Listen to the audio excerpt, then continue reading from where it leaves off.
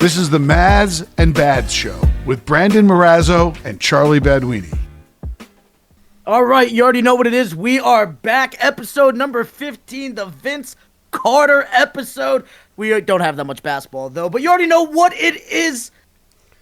Mazz and Bads back in the midday. Apparently, we got a special guest, my former partner, Anthony Cafone. Buddy, how you doing today? Doing great. I love the Vince Carter episode because did you see the picture that came out the other day of it was RJ Barrett and the Toronto Raptors old school purple jerseys? Of course I did. You gotta bring those back. Yeah. And just because you said Vince Carter, that reminded me of that. I think I they have are. a Vince Carter jersey somewhere in that exact same that jersey, but I just didn't feel like bringing it out today. They gotta bring those jerseys back. I'm sorry, I hate the new Raptors look, bro. Like, bring back the purple. I don't think they would do a photo shoot in them if they weren't bringing them back, right? Like, it's got to be their alternate color, or what do they call it in the NBA? Like the city, like the city edition. City Connect. Yeah. Throwbacks, like something like that. But I'll tell you, the one that they did with the Drake collab, that black and gold OVO, those were the North ones.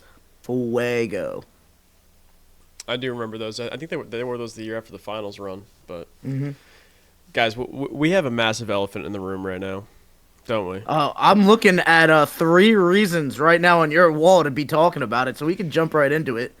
So 2 hours ago, what was it? It was like 10 o'clock Eastern time. It was announced that the Jets fired Robert Saleh, who was the head coach here since 2021, a record of 20-46 in his 4.5 years as head coach of the New York Jets.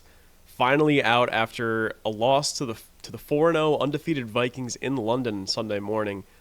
And I quote Charlito.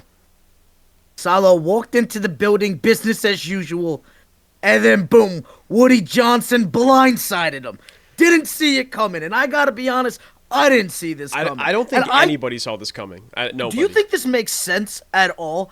I mean, I understand scapegoating somebody, the experiment's not working out, there's frustration, right? You just lost to the guy who you drafted years ago and couldn't do a damn thing with him, right? I understand somebody needs to get scapegoated, but I've been calling for Nathaniel Hackett to be hacked off this team since last season, and that's the perfect fall guy. The offense does not look good. The wide receivers are not on the same page as Aaron Rodgers. I don't even know who to blame for this. I think it's the entire offensive scheming. The offensive line isn't great. Everything about the offense, I'm not impressed with. I mean, even in goal line packages, you're hitting the wrong running back. It just seems like this is coaching at its worst. And I do think that Saleh probably should have went at some point, maybe before this season, like you mentioned off camera before. I'm with you there, but right now you think that defensive coordinators are going to turn this ship around?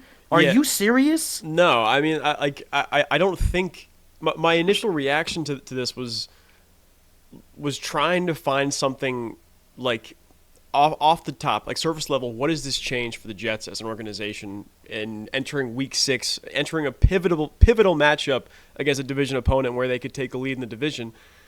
What does this change for you? Not a whole lot, really. I mean, Jeff Ulbrich runs the same exact defensive scheme that Robert Saleh does. He now slides in as the head coach. And Mazz, you're 100% correct. If there was a fall guy, it was Nate Hackett. The Jets' pass defense is one of the best in football right now. Yeah, the run defense is mediocre, but at least you could have hung your hat on that. I don't see what this does for this Jets team right now, right this second, and what it does going forward to change everything. If you really didn't have this much confidence in Robert Saleh, and I'll raise my hand as the first to say, I've been calling for his job for weeks. And all last year I was calling for his job. If you're going to fire him in the offseason, get a new head coach in here, and let him bring in an entire brand new staff. But this is Robert Saleh's staff. I want to say at least half these guys have been here since 2021. This is what he built and what he designed. I don't see what firing him now does for the Jets. They've never fired a coach midseason before. Not to say that I'm not that this shouldn't have happened. I don't know what it does going forward for them. Only thing I could probably assess as to why Saleh was fired. He probably lost the locker room. That's the only thing I can definitely see, because what is Salah really? He's a good defensive mind, but one of the biggest things as to why he got the head coaching gig was his ability to motivate, right? And his ability to get guys to rally behind him and get guys to really fight and work hard. That's what he did in San Francisco as the defensive coordinator. And even though the defense is good, Charlie, like you said, it just seems like the chemistry with between coach and team, even going back to last year, hasn't really been great with Salah. He really didn't have a full command of that locker room like he used to have when he first came in that first season with the Jets. I'm thinking after that loss in London, across the pond, a long 10-hour flight back home, and the bad taste in your mouth, losing to the Vikings, like you said, former draft pick Sam Darnold. I think maybe that was just a perfect combination. And do I agree with the timing? Probably not. I think they, like you said, Charlie, you probably should have waited in the offseason. I was calling for Salah last year as well, just because I think he wasn't doing a great job handling the New York media. I think he was creating a lot more headlines with what he was saying in his press conferences and a lot more distractions with that team. I don't think he was the head coach in this era when you have Aaron Rodgers. This is a time where you have to go all in. And you don't know what the Jets are going to be like next year. This might be Rodgers' swan song. So you don't have much time to really waste when it comes to going for a championship. And if you don't think you can win with Salah right now, I think this was a good move. You had to get rid of him. But here's my thing, though, right? One thing real quick before you start, Mazz, and just because you mentioned Aaron Rodgers, this move doesn't happen without his approval. That's I just wanted to put that out there. That's the thing, though, right? Like, how many times are you going to appease this guy? Because clearly it's not working. You got his offensive coordinator in there. Nothing. He's been dying to get some wide receiver weapons, but he can't really use Garrett Wilson. It's not like there's not star power on this team. They actually have a decent wide receiver core. They have a really good running back room. The youngest player in the NFL actually can do wonders for them in the right situation. Like, there is offensive weapons. You went out and got 3 veteran linemen that have been known to get the job done and looked pretty good at times this season and have crumbled in other instances. And I don't think that's just due to, a lack of talent. I think that's just like a lack of scheme, a lack of direction, and maybe a lack of motivation. And I'm sorry, I get that can be on a head coach, but at what point are you going to hold Aaron Rodgers and Nathaniel Hackett accountable for a lackluster offense? Because it's literally their side of the ball. He had full command, and I'm sorry, Rodgers been given the keys to the city and quite frankly has been sitting there just jingling, going like, I don't really know what to do with him right now, which is crazy. 4-time MVP, 1-time Super Bowl winner, and 1-time Super Bowl MVP. This is a guy that's been around the block and has done it at the highest level, and I'm sorry, he doesn't look good, and the entire unit doesn't look good, and I think it starts with him and his OC. Maybe it's a warning shot to all of the higher ups on the Jets right now. Maybe it's a warning shot to Nathaniel Hackett, Joe Douglas, Jeff Ulbrich, and even maybe Aaron Rodgers, that if this thing doesn't get turned around, and it turned around soon, everybody's gone after the season, and that's the way it should be. Do you think that's going to motivate these guys? It hasn't motivated them for years. If anything, you're adding more pressure, I think. And you know me, I'm all for a good kick in the butt. Get it going, or we'll find somebody who can. But this entire unit is already looks like there's going to be a mutiny at any second. All right? You got Rodgers looking at his receivers like, why are you not in the right position? The receivers looking at like, why are you even throwing the ball? So let's put even more gasoline to a fire that's already starting to burn a little bit. I just don't see that being the right instance right now. People got to get on the same page, not worrying whether or not they're going to have a job with this organization next week. Yeah, and I think on top of that, the Jets are still in this, right? They're only a game out from Buffalo, and Buffalo's looked terrible the last couple of weeks. Miami's looked terrible, and New England's looked terrible. So the Jets are still within striking distance of winning this division. So they must have ultimate faith in what they're doing right now. If they're going to get rid of their head coach in the middle of a divisional title push, I think, right now the Jets, we'll see if this move does pay off, but I do think at this point in time, you don't have much to really fall back on for the Jets. I think this is the year. Like, you got to really go all in, and if things aren't panning out the way it is, then I know you don't want to hear this, Charlie, but Rodgers is going to have to go. You might have to blow up some things and get moving on another rebuild. If they don't even make the playoffs this year, it should be a full, clean restart, 100%. They went all in this year with all the veteran talent they have. They handed out a lot of guaranteed money. They have Devontae Adams at 12:57 p.m. October 8th has not been traded yet. But if the Jets were to acquire him, they would have four $10 million receivers, including Garrett Wilson, who will be a $10 million plus receiver when he gets his contract. There's no excuses left. There's none. Absolutely none. And if you can't get it done with the guys you got now, and potentially even Devontae Adams, if he does eventually get added to this Jets roster, there is no reason why that Aaron Rodgers, Joe Douglas, Ulbrich, anybody should still be here next year. I think this next game coming up, Bills, Monday Night Football, October 14th, probably the biggest singular game in Jets franchise in the last, 10, 15 years? This game is going to prove a lot as to what this team can be. Probably the biggest game since Jets-Bills at the end of the 2015 season, the win and in game that they famously lost. So it always seems to be the Bills when the Jets have about everything on the line. But here's my thing, though, right? We've been talking about Devontae Adams potentially moving. We know that he's formally requested the trade to the Raiders. We'll see if they end up making the move. They said that they want to get at least a second-round pick and maybe some more for him. If he comes here, though, to the Jets, I don't think it changes everything. I think it's a boost, but there is clearly a foundational problem right now. Like, there is a culture problem going on. I don't think adding a high-power wide receiver is going to fix it. I actually think they have the team that could potentially go all the way right now, but it starts with leadership, and clearly there is none. I think there is definitely, like you said, a foundational schematic problem with the current offense. Obviously, it's not just Nathaniel Hackett. This is Aaron Rodgers' offense as well. The only reason why Nate Hackett is here is because of Aaron Rodgers. The only reason why they're running this offense is because this is the offense that Aaron Rodgers wants to run.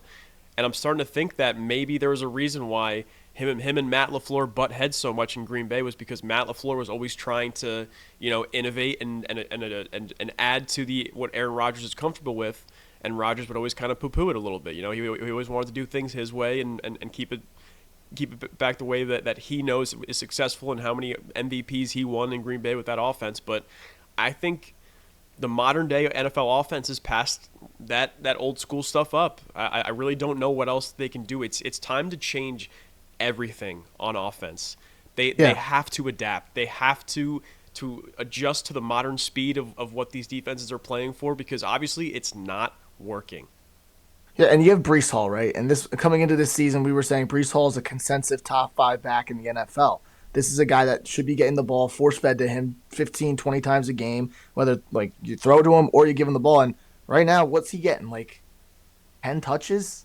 9 touches a game? In all fairness, he's not doing much of those touches either, though. And it's exactly. It's not just the fact that they're not running the ball enough. It's that the run blocking is not good. It's the Jets' pass blocking is above average. It's solid.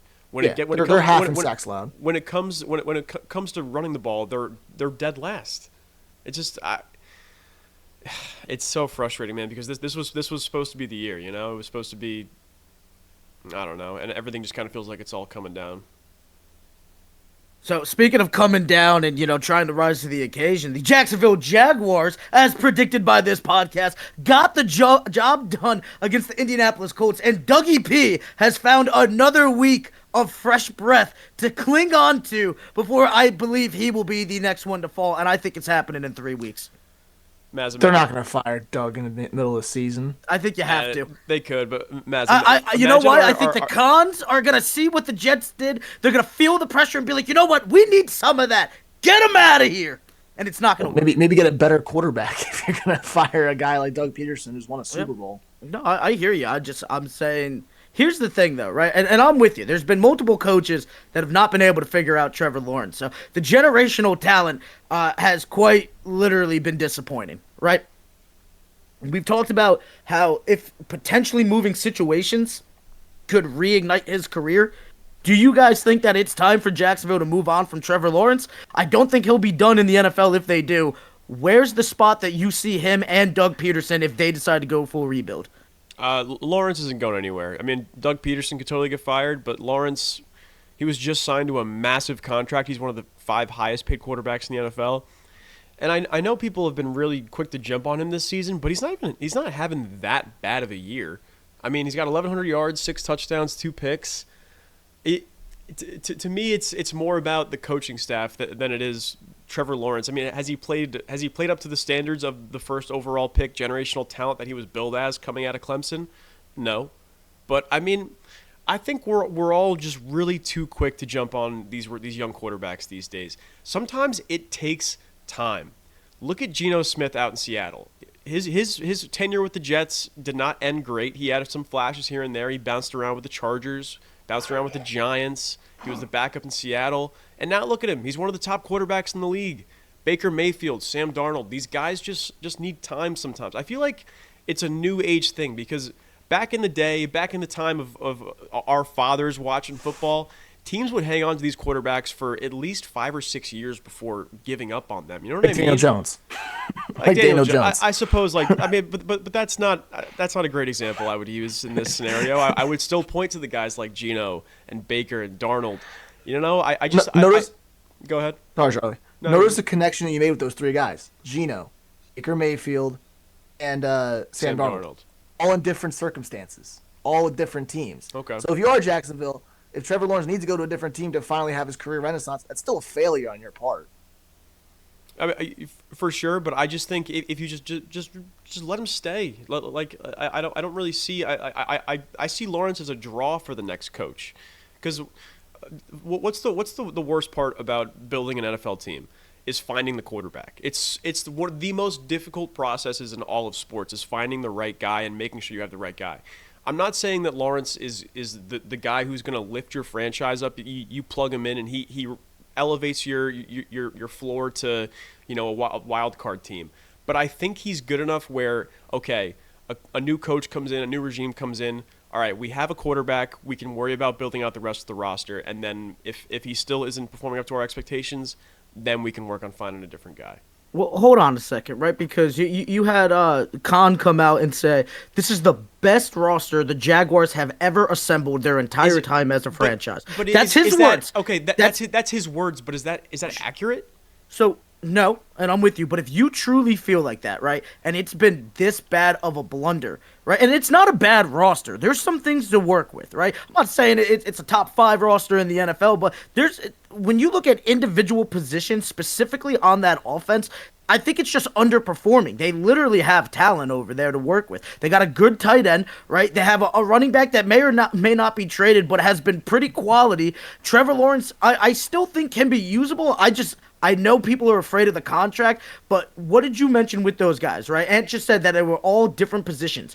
Geno Smith with the Jets, if he would have stayed that entire time, he would have been out of the league, right? Sam Darnold would have been out of the league. I don't even know how he's even survived after that Carolina stint. Good for him. Baker Mayfield's the only guy that I could see staying with their team, and that team probably would have done better for him staying with the current circumstances. Granted, there were a couple of years with Geno and Sam now removed from those teams, and those were crucial years of building back the confidence and just getting the process down, and I get that, right? But no team was going to stick with those guys, and if they did, it would not have been better circumstances. You know what I'm saying? So I don't know if that's the case for T-Law. This is going to sound crazy.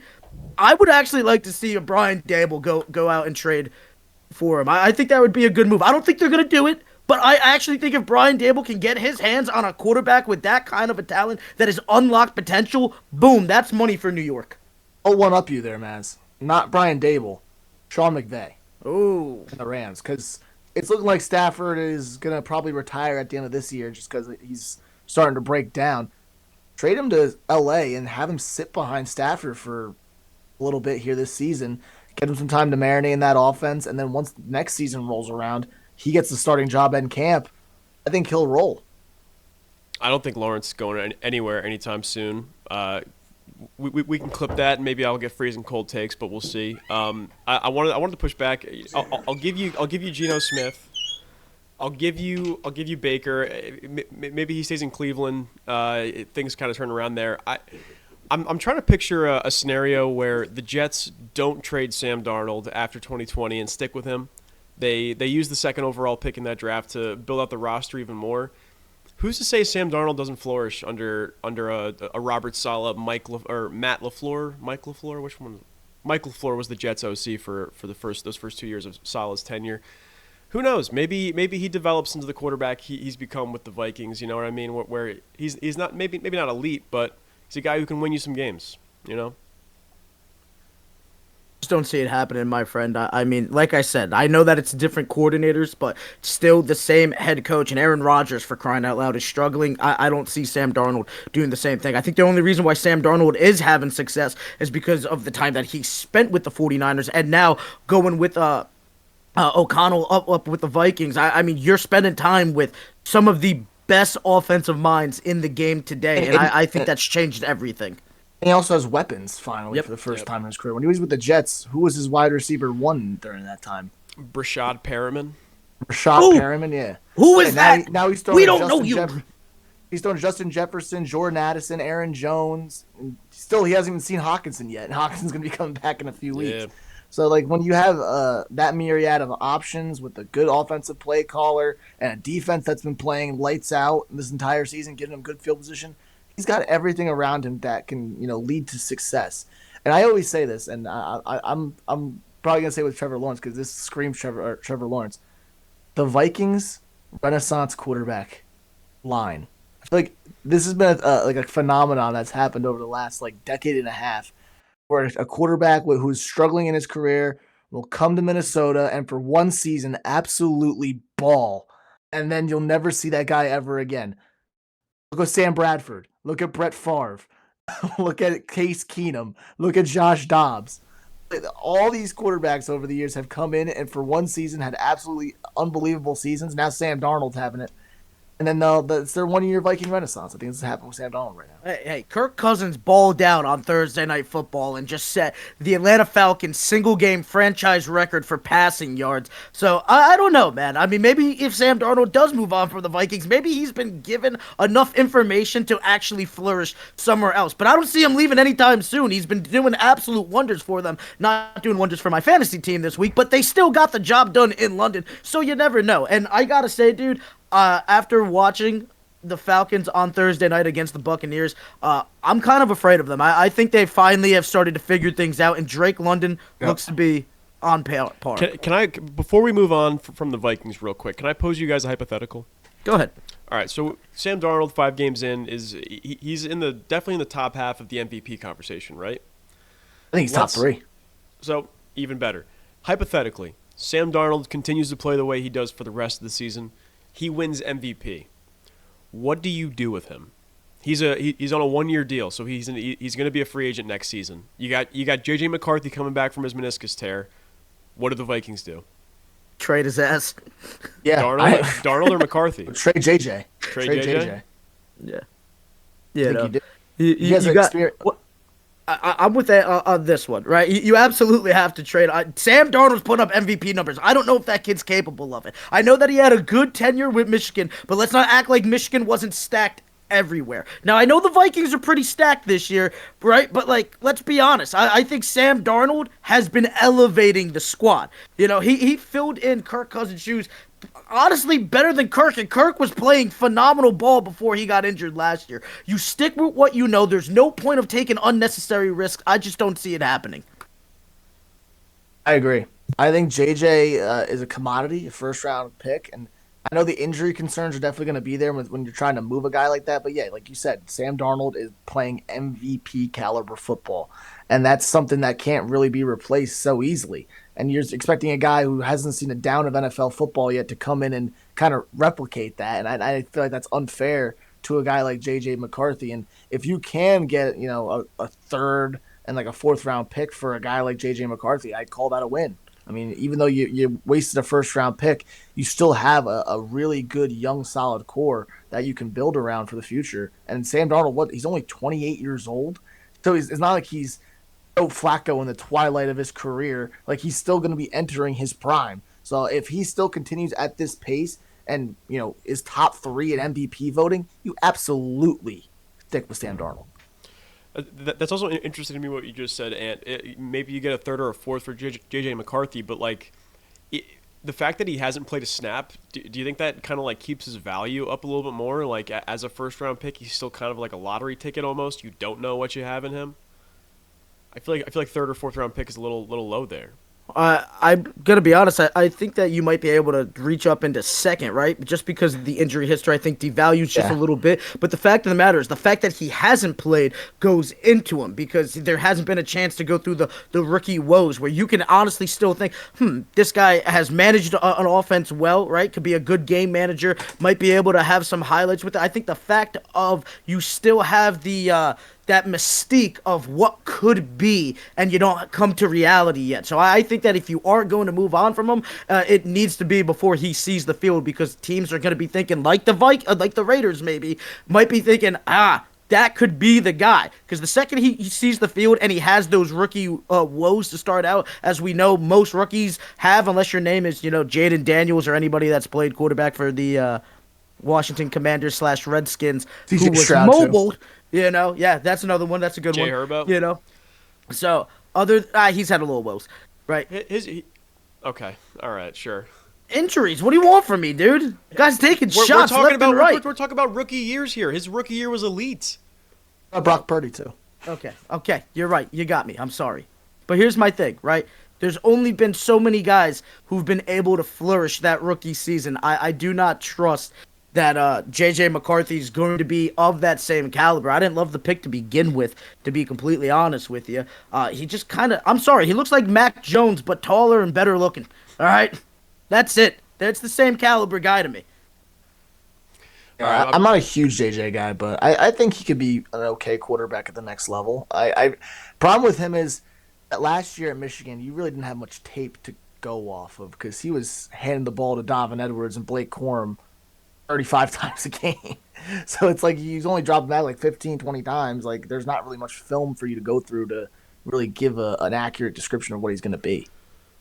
My apologies for the J.J. McCarthy side tangent, guys. But no problem. I loved it. You know me. I love a good hypothetical, man. If you're going to hit me with something like that, you can interrupt my switch in direction anytime you please, brother.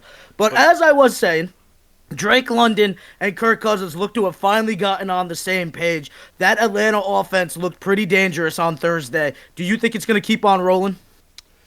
Yeah, I mean, I don't think Tampa Bay has an elite defense. You know what I mean? So it wasn't like it was mind blowing to me. I mean, Kirk throwing for 500.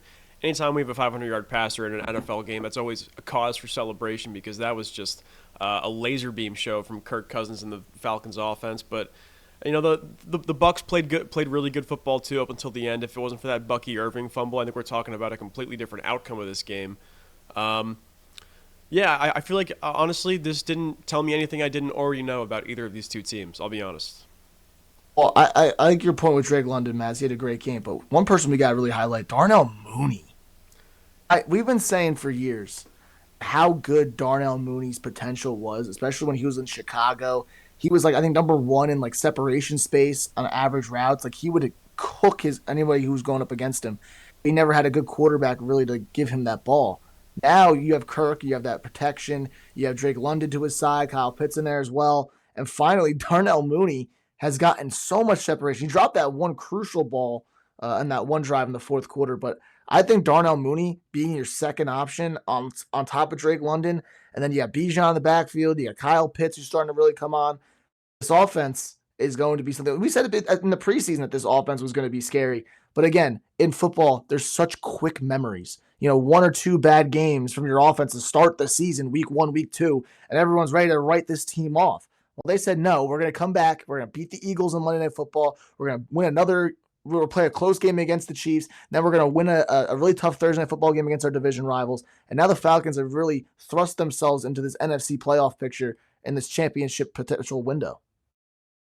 I'm going to be honest. I think the NFC South, for my money's worth, has been the most exciting division to see who's going to come out on top. I thought Tampa was going to run away with it. They still look really good, but the Falcons, I'm going to be honest, I didn't have as much confidence as everybody else in, but now they're finally getting on the same page. They're learning how to actually cook up a little bit, and they apparently can turn the heat all the way up to high, So I think it's something impressive. And honestly, the Saints, they're kind of sleepers for this as well. I know that they just lost against Kansas City, but dude, I'm telling you, they didn't look awful, So I could see them at times making a push. You thought they looked awful last night? Yes. Derek know, Carr man. looked terrible last night. Dude, he showed me that he's willing to throw up a gamble ball. I mean, Dude, he does that every time he faces pressure. Every Yeah, time I he get starts it. to feel flustered, he just throws the ball up. No. And I understand that yeah, there were 50-50 balls, but he's been doing that his entire career with the Raiders. Yeah. And half the time it's an interception. Yeah. And I get that. I'm not saying that Derek Carr is elite. I'm just saying that having that confidence, if he could, I don't know what's up with Chris Olave. Me and Khalil were talking about that yesterday. It looks like he's not on the same page. If he could get on that page like London and Kirk just got on, and Mooney and Kirk just got on, they might be able to sneak on in there, barring how the other two teams go. I mean, I don't know about you guys, but unbiased aside, because obviously I'm always looking out for that NFC East. I know, Charlie, you're looking out for that AFC East, and Ant, you're looking for that AFC North. Thank you. Bias aside, this is where my money is right now. I'm so excited to see how a division that we barely used to talk about until Tom Brady ended up back with the Bucks, right? Since Drew Brees, I feel like we have not talked about this division and Tom Brady then, but now there's legitimate guys that can compete for it. I don't think nobody's winning a Super Bowl out of it, but it's just nice to see some, air breathed back into the lungs of this division that I thought has absolutely been think the dormant for a Falcons can win while. it. I don't know about that, Mazz, because like if you look around the NFC right now, the Niners don't look as dominant as they usually are. The Lions are they were good last year, but we don't know if they're going to be able to keep up that same intensity this season. I wouldn't, and just like you said, I wouldn't be surprised if Atlanta, Tampa Bay could make a run. I mean, you never know. Saints, not so much. Minnesota right now is the consensus best team in the NFC. I'll tell you, if an NFC South team makes the NFC Championship game, that would be absolutely awesome. I'm here for it.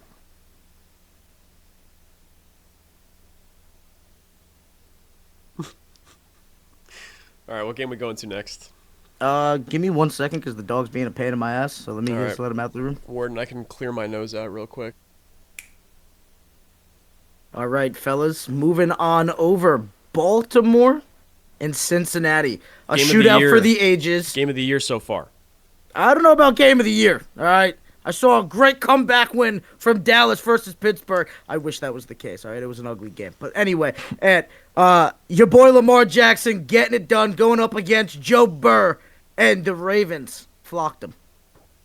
Yeah, that game was really exciting. I was on the golf course for most of it, so I couldn't get a chance to really sit there and watch. But I watched highlights. I watched the run through and everything, and I gotta say Lamar Jackson truly is one of one. I mean, the fact that in that game that he sat back and passed throw for throw with Joe Burrow and didn't result into having to run and do all those other things.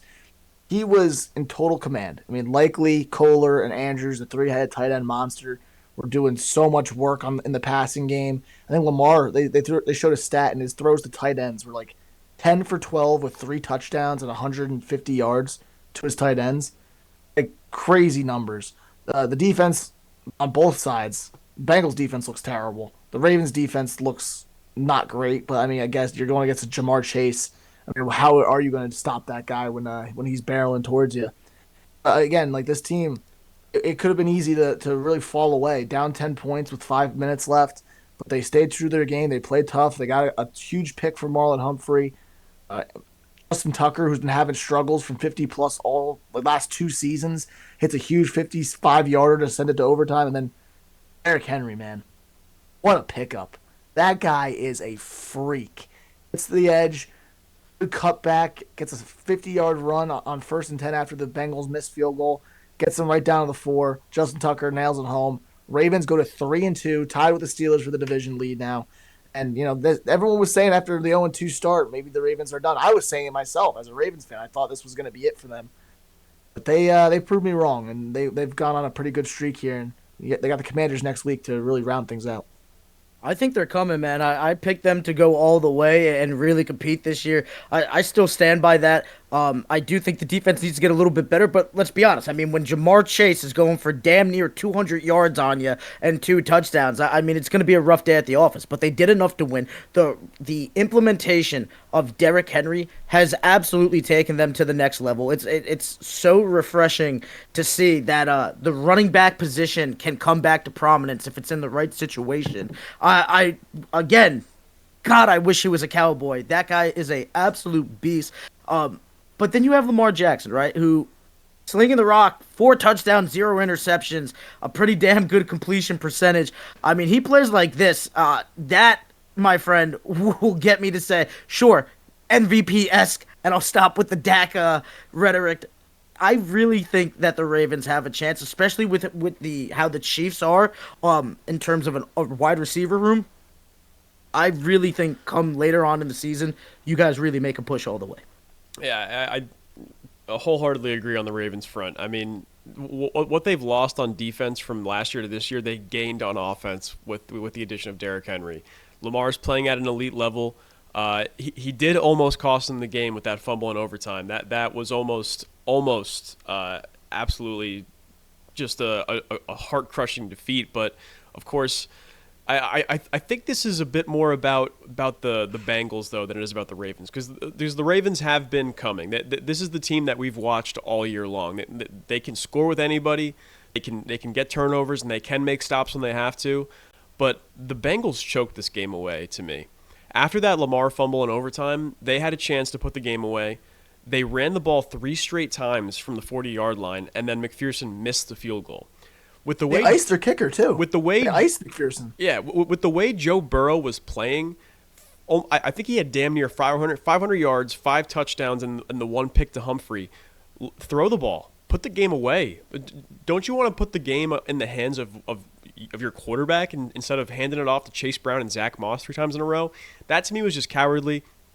I think if they had thrown the ball there and been a bit more aggressive, they would have probably gotten a first down.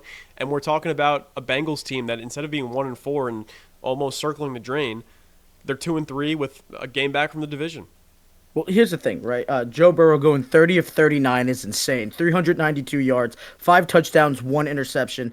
He took 3 sacks, right? He's got to be frustrated. I've said this in past weeks, that there is this aura around Joe Burrow that the Bengals have to understand it's going to take more than him to win games. I'm not sold on the Bengals solely because I think they put way too much faith in just Joe Burrow. Of course, they should have went to the passing game here, but other places need to step up. Your quarterback can't be throwing 5 touchdowns and you end up losing the game, for crying out loud. Again, this is an organizational problem. They have where they're really stacked at positions like wide receiver, like quarterback. They're phenomenal. But then there's other pieces where it's like, dude, there is a lot to work on. Safeties. And, you know? Terrible. And with the current contract situation, they got to find a way to split up this money and try to keep the band together, but they need to improve in these other places. I mean, dare I say they are wasting a generational talent in Joe Burrow when he's healthy. A generational tandem in Joe Burrow and Jamar Chase. You know what I mean? Like the defense is not good right now. They've given up 35 points to the Bengals, to the Ravens, and the Commanders this season so far. They can't get stops. The pass rush besides Trey Hendrickson is not there. It's looking tough for the Bengals. I don't think this. I'm not ready to close the door on the season for them just yet, just because of the talent they have offensively. But they need to start stacking some wins now, or it's going to be too late by the time the postseason rolls around. Yeah, and you know, in terms of stacking wins and, you know, getting the job done now, I think that's a perfect transition, taking us down to Houston, where Buffalo doesn't get the job done. That is another team where they need the wins right this second, especially with the Jets faltering, especially with the Patriots, you know, getting screwed out of games and being in the state that they're in, and especially with Miami not having a quarterback. I mean, the Bills, who I thought were going to take a step back this year, somehow have a path to legitimately running away with the division, but they need to capitalize on these games, man. Go ahead, Ant. Yeah, I think the Bills' first 3 games of the season, when they went 3-0, you didn't see the flaws with the team. I think they were playing, you know, not great competition, and once you see them ramp up in competition, they played the Ravens this week or the week prior, and then playing the Texans, two very playoff-bound teams. You saw the flaws come out, and I think it's the lack of size on their defensive side. They're not really, barreling through. Von Miller's going on suspension has been huge, right? Like, you don't have your best pass rusher. I think Gregory Rousseau is better when Von Miller's on the other side of him, and he can not have to worry about getting double-teamed. And right now, the pass rush kind of faltered in that game against the Texans.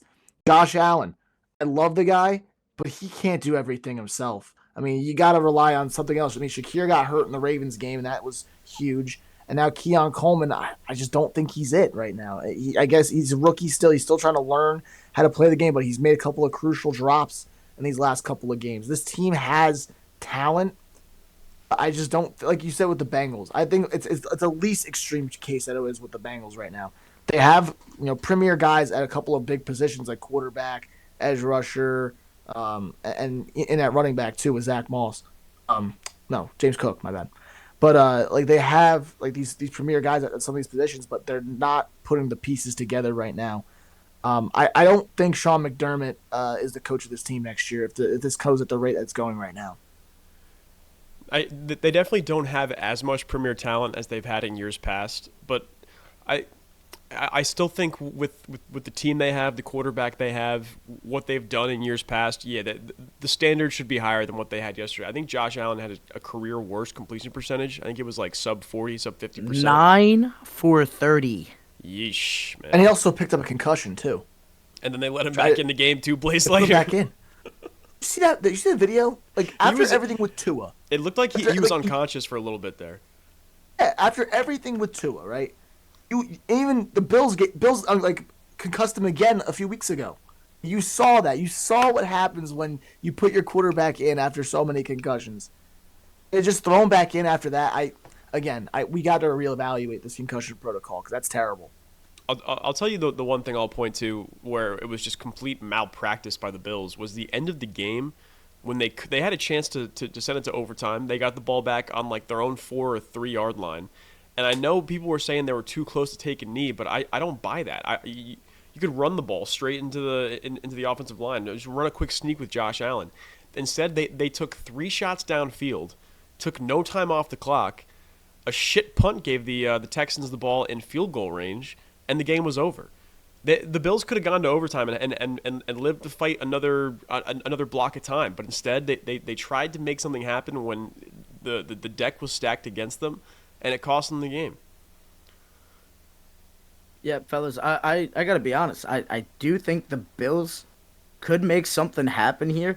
I think it's going to take, Coleman stepping up. I saw him get, drilled in the back of the helmet, not even paying attention when Allen was clearly looking for him. And he wants to look for him, especially with Shakir being out. I just don't know if the kid's necessarily ready for it. But if he can get onto it, Josh is proved I don't need Stephon Diggs to win games, and that's a matter of fact, right? And I don't think it was a great game from the Texans either. I've been disappointed by them, even though they still are finding ways to win. I know I'm harsh on them, Charlito, but I honestly think that team is capable of better performances and making bigger noise than what they have been. But it is what it is, I guess. But I gotta say, I'm watching that game with Papa Mazz. Third quarter, he looks at me, he goes, "You want to know the outcome of this game?" I go, "What's up?" "We lose by a field goal." And damn it, would you know it, they lost by a field goal. I thought C.J. Stroud still played a great game, though. 73%, 300 yards, 1 touchdown. Lost Nico Collins early in the game. The run game is abysmal right now. They're leaning on Cam Akers because Joe Mixon and Dameon Pierce are both dealing with injuries right now. C.J. Stroud, though, just... He made some throws in this game. He had some turnovers as well. I think a fumble and a pick. But some of the throws he made in this game, man, he's just unreal. He's going to be running the league for a long time. Yeah, I agree. I think that kid is going to be just fine. I think that is – you're looking at the new age of quarterback. It's so crazy to be saying that because, we were just saying it's going to be Patrick Mahomes and a couple of guys, and now we already see the guys that could potentially take it over from them emerging right before us, and it's definitely going to be led the way by C.J. Stroud. Speaking of leading the way, fellas, Sunday Night Football. We're over in Pittsburgh. Rain delay. 9:45 kickoff for Sunday Night Football, man. That was brutal. I think the game ended at like Almost one. 1:30. I think it was like 1-ish.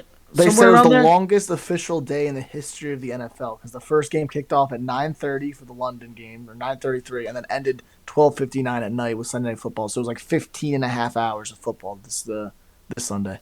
Yeah, so I've been seeing memes all over the place of Dak Prescott's the first quarterback ever to throw picks in the same game on 2 different days. But he's also the first quarterback to be losing in night 1 and winning by morning, baby. You stay in there, you grind it out. You got no help going for you right now except for Jalen Tolbert stepping up, for crying out loud. CeeDee Lamb's nowhere to be found in the second half again, but we'll let you know about subpar throws. And I'm sick of the damn Terrell Owens antics right now, buddy. Get on the same damn page. We just paid you, but you know what? Dak had a subpar game, but he comes up clutch, and I will take that every time. This was the ugliest game I've ever seen in my life. This was a Steelers football game. You know, punch for punch. Somehow, no Micah, no DeMarcus Lawrence, no Brandon Cooks, and the Dallas freaking Cowboys come up clutch on a play that I don't even know how it happened. Jalen Tolbert is freaking hurt. The damn defender has an arm on him, ripping it down, and somehow, after a horrible showing from what I thought all night, the Dallas Cowboys have some magic in them, and I still don't believe they're going anywhere. But it was great to see that night, fellas, and I was cheering my ass off. Thank you, as a Ravens fan. Thank you. You're welcome. A very impressive showing from the Dallas Cowboys, Mazz, as you said. Going in undermanned, especially defensively.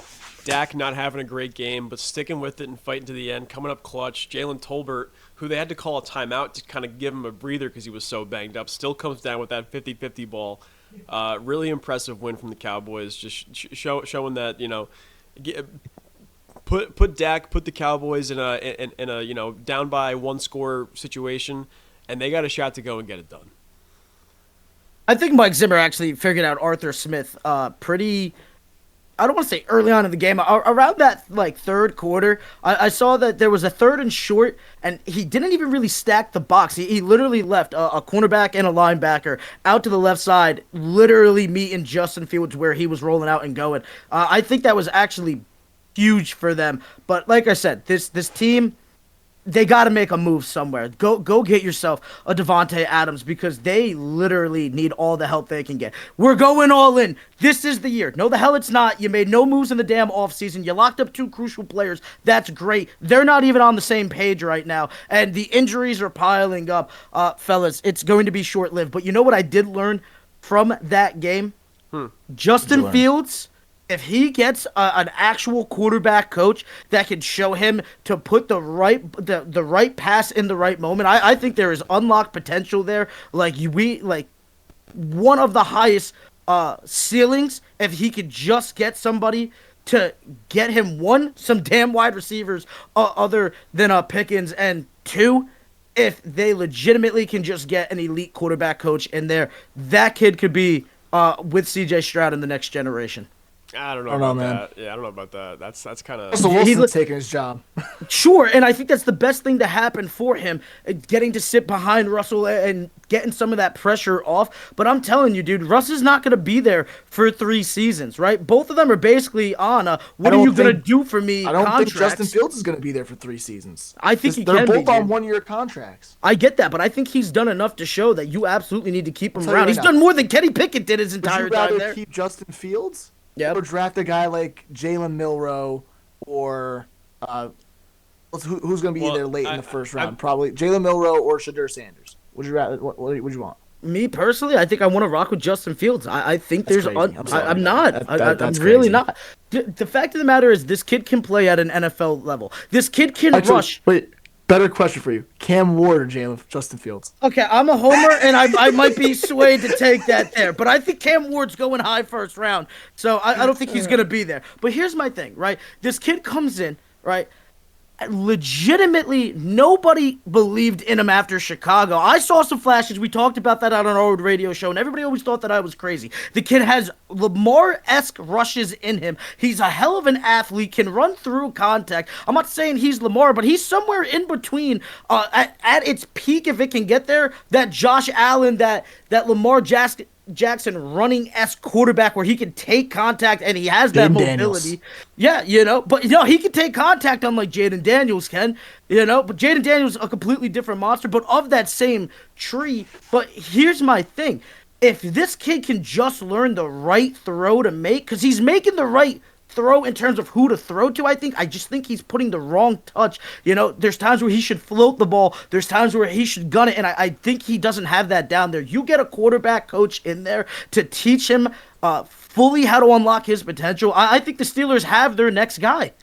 See, I don't know about that, Mazz, because this is year 4 of Justin Fields we're seeing now, and at this point, if he can't make that decision for himself, then he's not a starting quarterback in the NFL.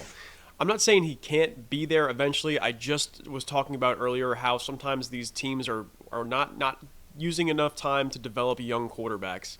But I just think Justin Fields, while he has shown flashes of his athleticism, yes, he's got a big arm. Yeah, he's got some legs. I don't know if he has it up here yet 100%. And that's not to say that he can't, because you can teach that. You can't teach the physical talent stuff.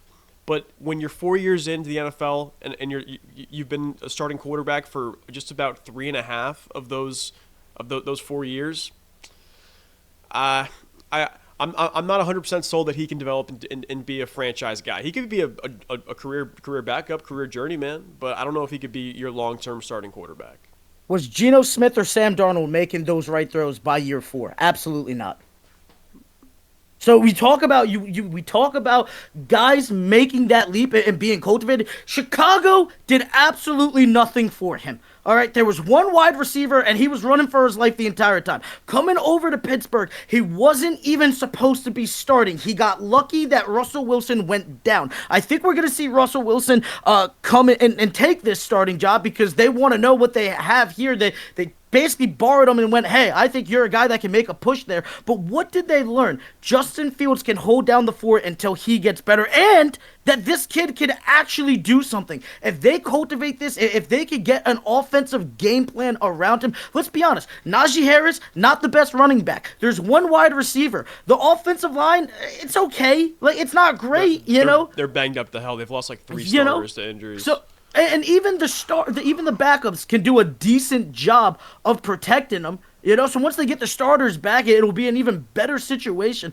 I think this is my prime candidate for this is a guy that you stick with, and in this system, in 2 to 3 years, can legitimately be one of the top names in this league, providing you get him the right help and put him on the right path. Because it's been 4 years, but it's also been 4 years of no direction and no help and nobody having belief in him. I don't think that's entirely the case. I think in Chicago, people did have faith in Justin Fields. The first couple of seasons, you saw the flashes, you saw the glimpses of what he could be. They brought in a guy like DJ Moore, and you thought that the offense was going to take off after that. You still had David Montgomery 2 years ago. You had Darnell Mooney, and you see what Darnell Mooney's doing right now with Atlanta. So the narrative that he had 0 wide receiver help in Chicago, I said one is true. Yeah, but DJ Moore and Darnell Mooney, that's 2 right there. Darnell Mooney wasn't Cole doing Kmet his thing, bro. Was there that whole time? I was like, he's had the only thing he didn't have was an offensive line. Yeah. Everything else he had around him. But I just think in that time he wasn't really putting up the numbers we thought he was. There was a time period last year in Chicago, the first 6 weeks of the year, where we were saying Justin Fields is the worst quarterback in the NFL. We were saying that here, right? And it was him and Zach Wilson. Who you picking as the worst quarterback in the NFL right now? That was the discussion. And you know what? He really turned his season around last year. Got this job with the Steelers, and now he's playing a couple of good football games to start the year off. But again, I just don't see him being a top echelon quarterback in the league. I don't see him being a top 10. I see him being, like Charlie said, a journeyman quarterback who finds it like Gardner Minshew or Tyrod Taylor. A spot starter who can get you a win here and there. I could see him being like that in the NFL, or Ryan Fitzpatrick, something like that, where he'll go somewhere every other year, and we'll play there for a season before a team drafts another quarterback. That's what he's going to be. Listen, we're gonna have to agree to disagree. And when it comes to those worst quarterbacks, I had a guy that I thought was worse than both of them, and I'm still not sold on him, even though he just had a pretty damn good week going over to Seattle. Granted, that defensive line is leading the league in sacks, and they played monsters. Of course, I'm talking about Daniel Jones and the Giants getting the win done. My question is this, fellas: is there any chance if Daniel Jones cranks out performance, and I feel like each week he's just been getting a little bit better, is there any chance he can salvage his career with the Giants? No, no chance. Not to say that like Daniel Jones is gonna. It's. I mean, I feel like we just talked about this with Justin Fields. It's like it's not that Daniel Jones is like is horrendous and horrific, and he needs to be out of the league. He's just not. He's just not your future franchise quarterback. You know what I mean?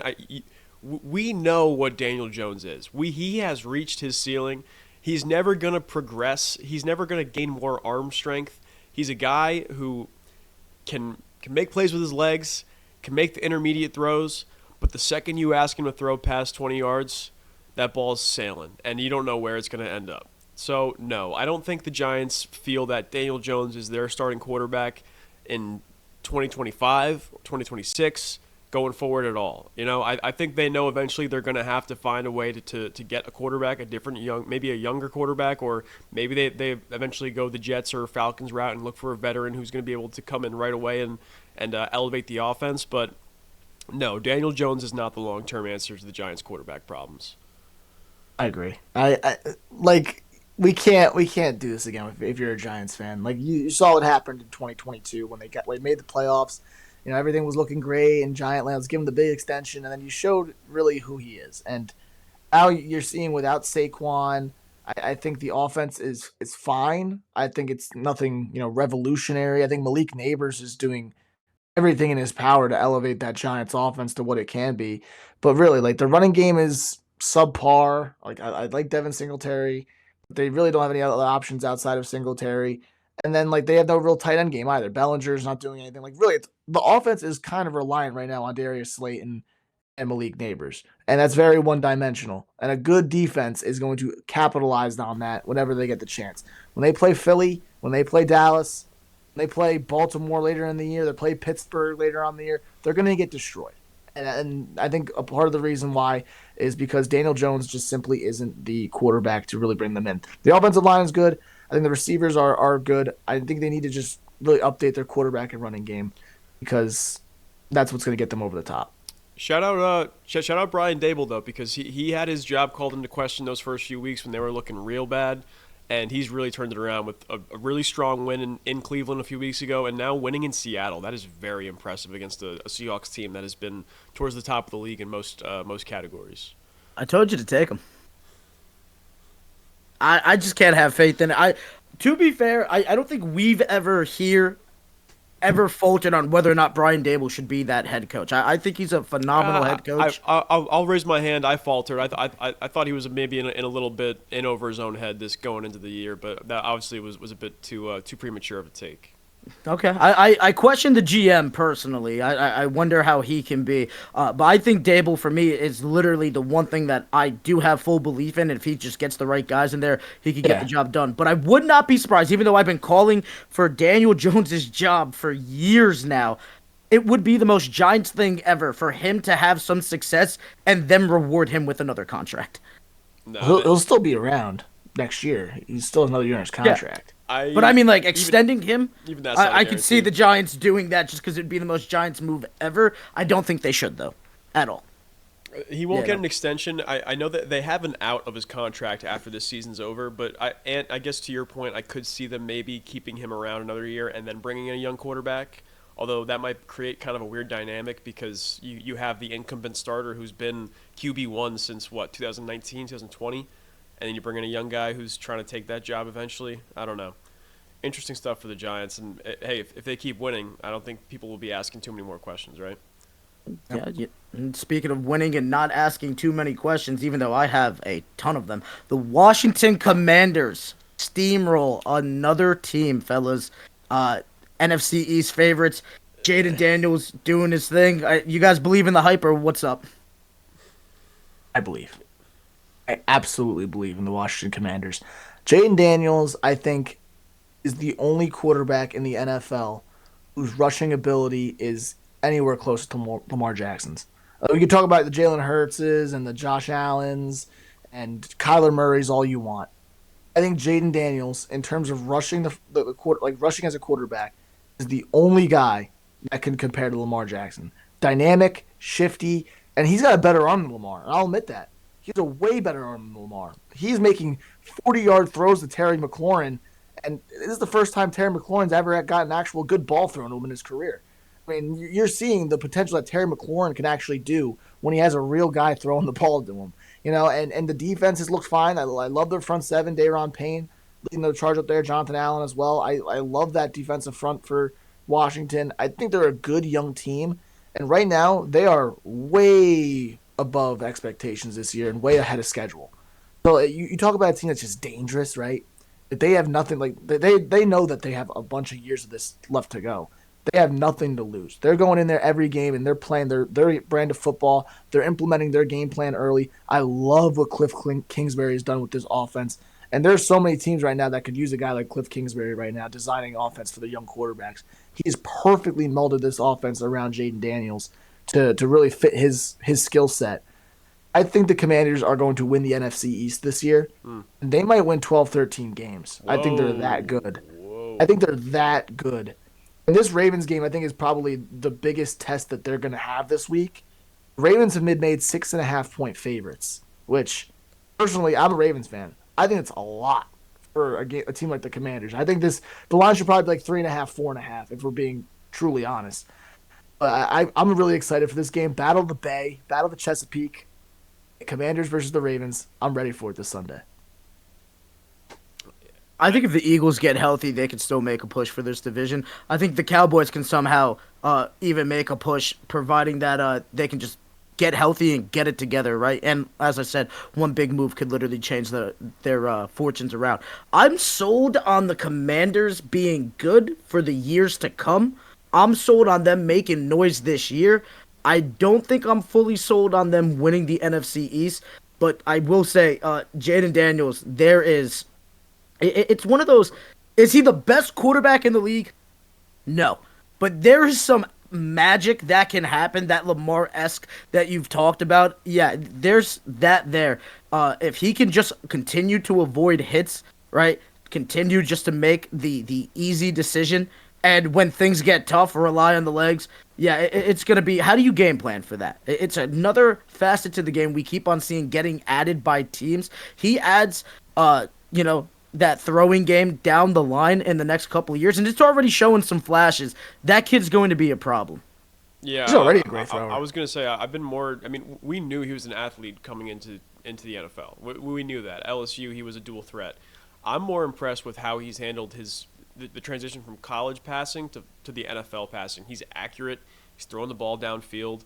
Those first few weeks, they kind of had a little bit of an adjustment period where they were just kind of fine-tuning the offense and figuring out what Daniels likes and what he doesn't like. And now they found it, and they're rolling with it. That doesn't mean I don't think that NFL defenses are going to start catching up with this a little bit, because not that this offense is kind of high school or college to a degree, but I think it is definitely very simple. Just so Jaden Daniels has a really good grasp on it early on, and he can thrive in this offense. I think the Ravens, we haven't gotten to picks yet. We can start doing that now. But, yeah, I think the Ravens are going to have a little comeuppance for the Commanders this week. They've won 3 straight. So have the Ravens. And I think the Ravens will be able to put up enough points, and the defense is going to be able to make enough plays where I think the Commanders are going to come back down to earth just a little bit. You used a great word there, comeuppance. And the Arizona Cardinals got their comeuppance, guys. Our last thing on the slate for this week, Kyler Murray taking on San Francisco. I should have went with him for fantasy, somehow getting the job done. I know the 49ers are banged up, but does this signal brighter things for the Cardinals to come, or this just getting lucky here in this game? I wouldn't call it luck. It's just divisional game. Anything can happen. You know what I mean? Like it's not like this game was like always going to be a Niner blowout. The spread was pretty big, but as the game progressed, you kind of saw how this was going to go. And the Niners had a chance here to end this game. Shout out Kyler Murray throwing it up on 4th and 4 at the end of the game there to Marvin Harrison. That was just unreal. It was kind of it reminded me of now that I'm thinking about it, just kind of how what was going on with Derek Carr last night against the Chiefs, except for Derek Carr doesn't have Marvin Harrison Jr., I guess. But yeah, Brock Purdy had a chance to drive the Niners down for a field goal. They couldn't get that done. Purdy got hit, ball came out, interception, game over. Yeah, Mazz, I said this preseason, and you shat on me, man. I said the Cardinals are going to be a good, scrappy team this year, and you were like, oh, no, they're going to suck. Oh. I didn't believe it, man. Even though I drafted, Khalil got me to draft Kyler Murray in one of our leagues. I was like, all right, we'll take the dual threat. I don't think they're going to win games. I think he's going to put up empty stats. But clearly, I need to reevaluate that. Oh, and they got a good defense, right? Like they're doing a good job of just holding the San Fran team. And I think San Fran's been a little cold out of the gates. I don't know if no Debo right now and no Christian McCaffrey is probably hurting them. But I think they're just looking flat as an offense. Shanahan hasn't really been in his bag too much to start this year off. And I like Arizona. I think they're a scrappy team, like you said, Charlie. I mean, Jonathan Gannon, a good defensive-minded head coach. Kyler's taking control of this offense. James Conner's still a beast. And what's this, year 9 of James Conner? He's still putting up great numbers. And, of course, you got Marv on that one side. And Trey McBride, too, the big tight end. I think he's been a really talented addition as well. I think Arizona is a prime team right now in the NFC West. The NFC West is very weak. Very weak. Like, the Niners are 2-3. The Cardinals are 2-3. The Rams are 1-4, I believe. I wouldn't call it weak, though, because I would say all four of those teams are good football teams. I mean, the records are weird because, we're only 5 games into the season, but I wouldn't want to see any 4 of those teams any given Sunday. I'd want to see, I think, L.A. Yeah. I don't think LA's defense is that good. It's not, but dude, they're hanging in games. But Matt Stafford, bro, I'm never betting against Matt Stafford. Come on. Yeah. So here's real quick. Matt Stafford, I think, has done enough to be in the Hall of Fame, guys. I mean, him and Russell Wilson kind of have similar resumes for me in terms of accomplishments. And I think nobody questions whether or not Russell Wilson's gonna be in the Hall of Fame, but I feel like we're always questioning. I think everyone questions who Russell is. I don't think Russell Wilson's Hall of Famer. I think you got it mixed up, dude. I think Stafford was always going to go to the Hall of Fame. Russell Wilson's the one who's on the outside looking in.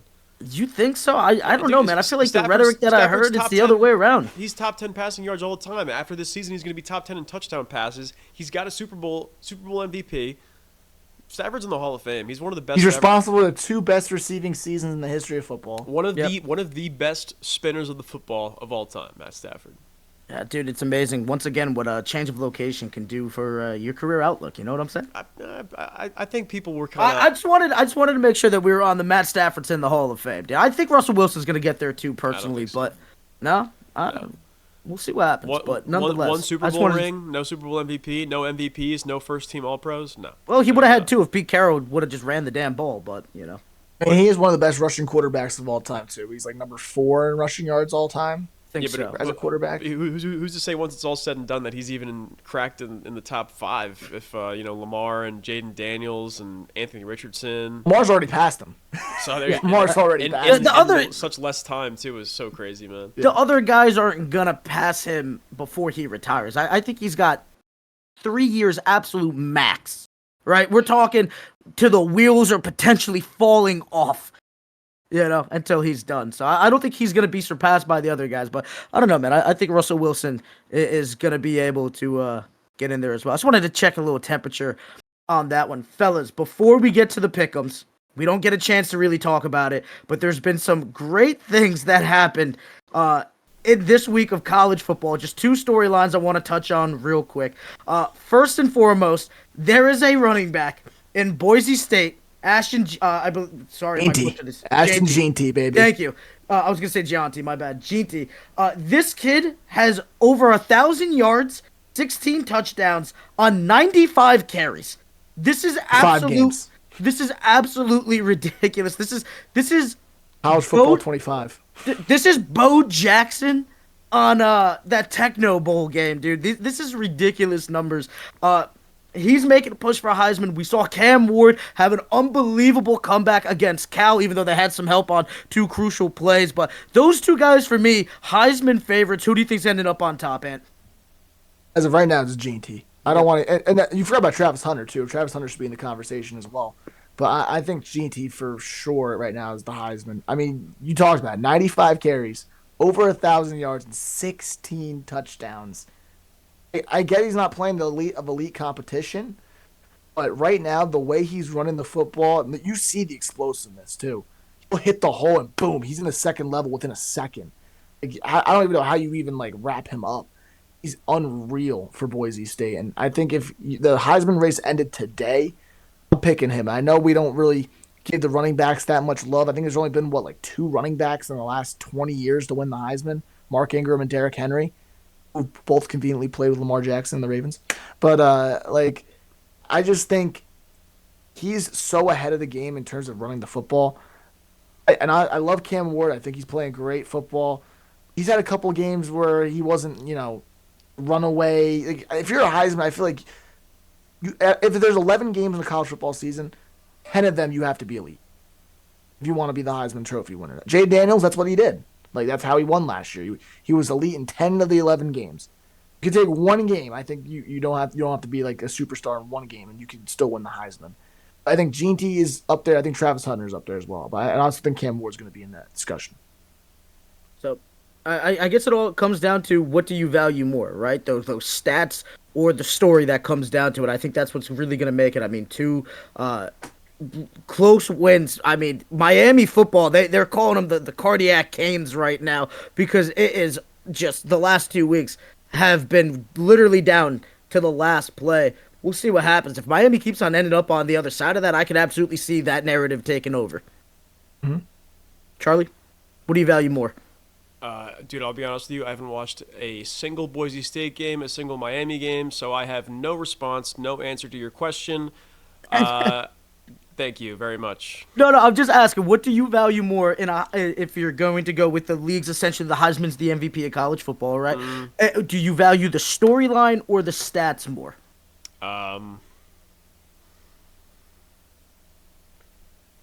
Dude, I don't know. Give me something, Charlie. Dude, Make a decision. I wasn't ready for this college football stuff. I have no idea, bro. I'm sorry. All right, I love you, buddy. Listen, we have one more storyline. Alabama? Yes, absolutely. This is the only thing, Charlie. I need to fill you in on this because I don't think you heard about it.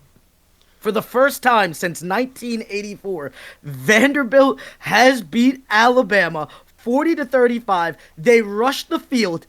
The fans, while celebrating, not only tear down the goalpost, they continue to carry it over 3 miles down Broadway and threw it into the Cumberland River. Animals. That's crazy. Absolute animals. Vandy's Super Bowl, man. Is Vanderbilt in Nashville or something? I didn't know that.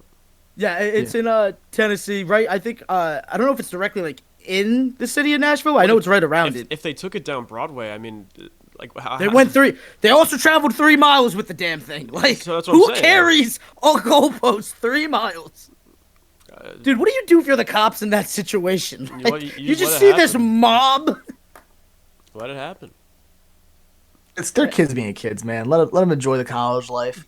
Yeah, I mean, big win for Vanderbilt. Alabama, they're in trouble right now. I know that there's still a 12-team playoff, and right now I think they went from 1 to 7 in the AP poll. Yep. But one big loss, and that might spell it for the Crimson Tide. I do feel bad for the people who had to pull that thing out of the river, though. That's got to be a shitty job. Not staying there forever. That's a memento. Dude, you might just want to like resurrect it right on like the bank of like the river just to commemorate it, nice little plaque. I don't know, but it was the most wildest thing. Like, it wasn't wild that they tore down the goalpost, right? Which I think is always kind of like crazy, but like not surprising. We've seen that in past. The fact that they had the nerve to carry this thing, they rioted for 3 miles. Just to toss it into... Who was the genius that went, we gotta toss this thing in the river, and everybody else went, I'm with you, buddy! That's a thing that's happened in college football. When you tear down the goalpost, the goal is always to throw it in the river. That's like the whole, like, dude, goof. I've never even heard of this. That's insane. But to go 3 miles with it, I'm flabbergasted. But nonetheless, gentlemen, we have pick'ems to get to. Charlie, what is the official record as we stand right now, and what transpired this week? All right, so as it stands right now, Mazz, you currently now have a 6-game lead over me, thanks to the Jets losing and the Steelers losing. We both had Tampa Bay on Thursday night. We both had Buffalo. We both had San Francisco. Actually, I'm a clown. I'm a clown. What happened? I just realized I put both of us as a win for New England, even though they got robbed. Shoot. Okay, hold on a second. I have to make an adjustment to the spreadsheet. I mean, they should have won that game. That was clearly a catch. That foot was definitely down. Catch completed all the way. Anybody have any qualms about my take here? No, I saw the replay on that. The Pats got robbed for sure. Insane. Absolutely. Are we ever going to see Drake May get the starting job this year? I mean, what's going on with that? I think no. actually, I think Gerard Mayo mentioned something this week at his press conference about how he was going to start getting some looks. So Interesting. I would. You wouldn't? You're not winning anything this year for the Patriots. So why would you want to rush your rookie quarterback into a situation where he could potentially, I get hear hurt, or just let him sit, let him learn, let him get comfortable with this offense. No rush to bring him in this year. So Fair yeah, enough. Charlie? I went 7-7. Maz, you went 9-5. Maz, you're at 51-27 on the season. I'm at 45-33. Those are pretty good odds, buddy. But of course, 6-game lead. Might have to cruise a little bit on you right now. If you cruise on me, I'm done. I'm tapping. Now we'll make it interesting. Am I celebrity pick'em this week? Of course Yes, you are, right? Of course, your celebrity pick'ems on this one. We'll keep the record this time. For any celebrity guests that also end up coming on, we'll see who had the best percentage as the year goes.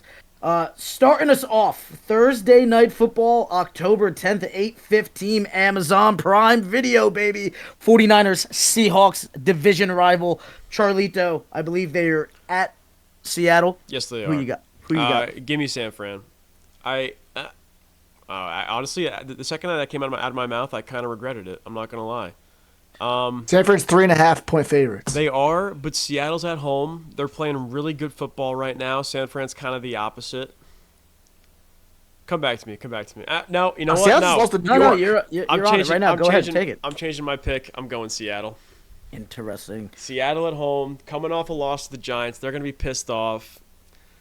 Give me the Seahawks. Give me the Seahawks. Niners are still banged up.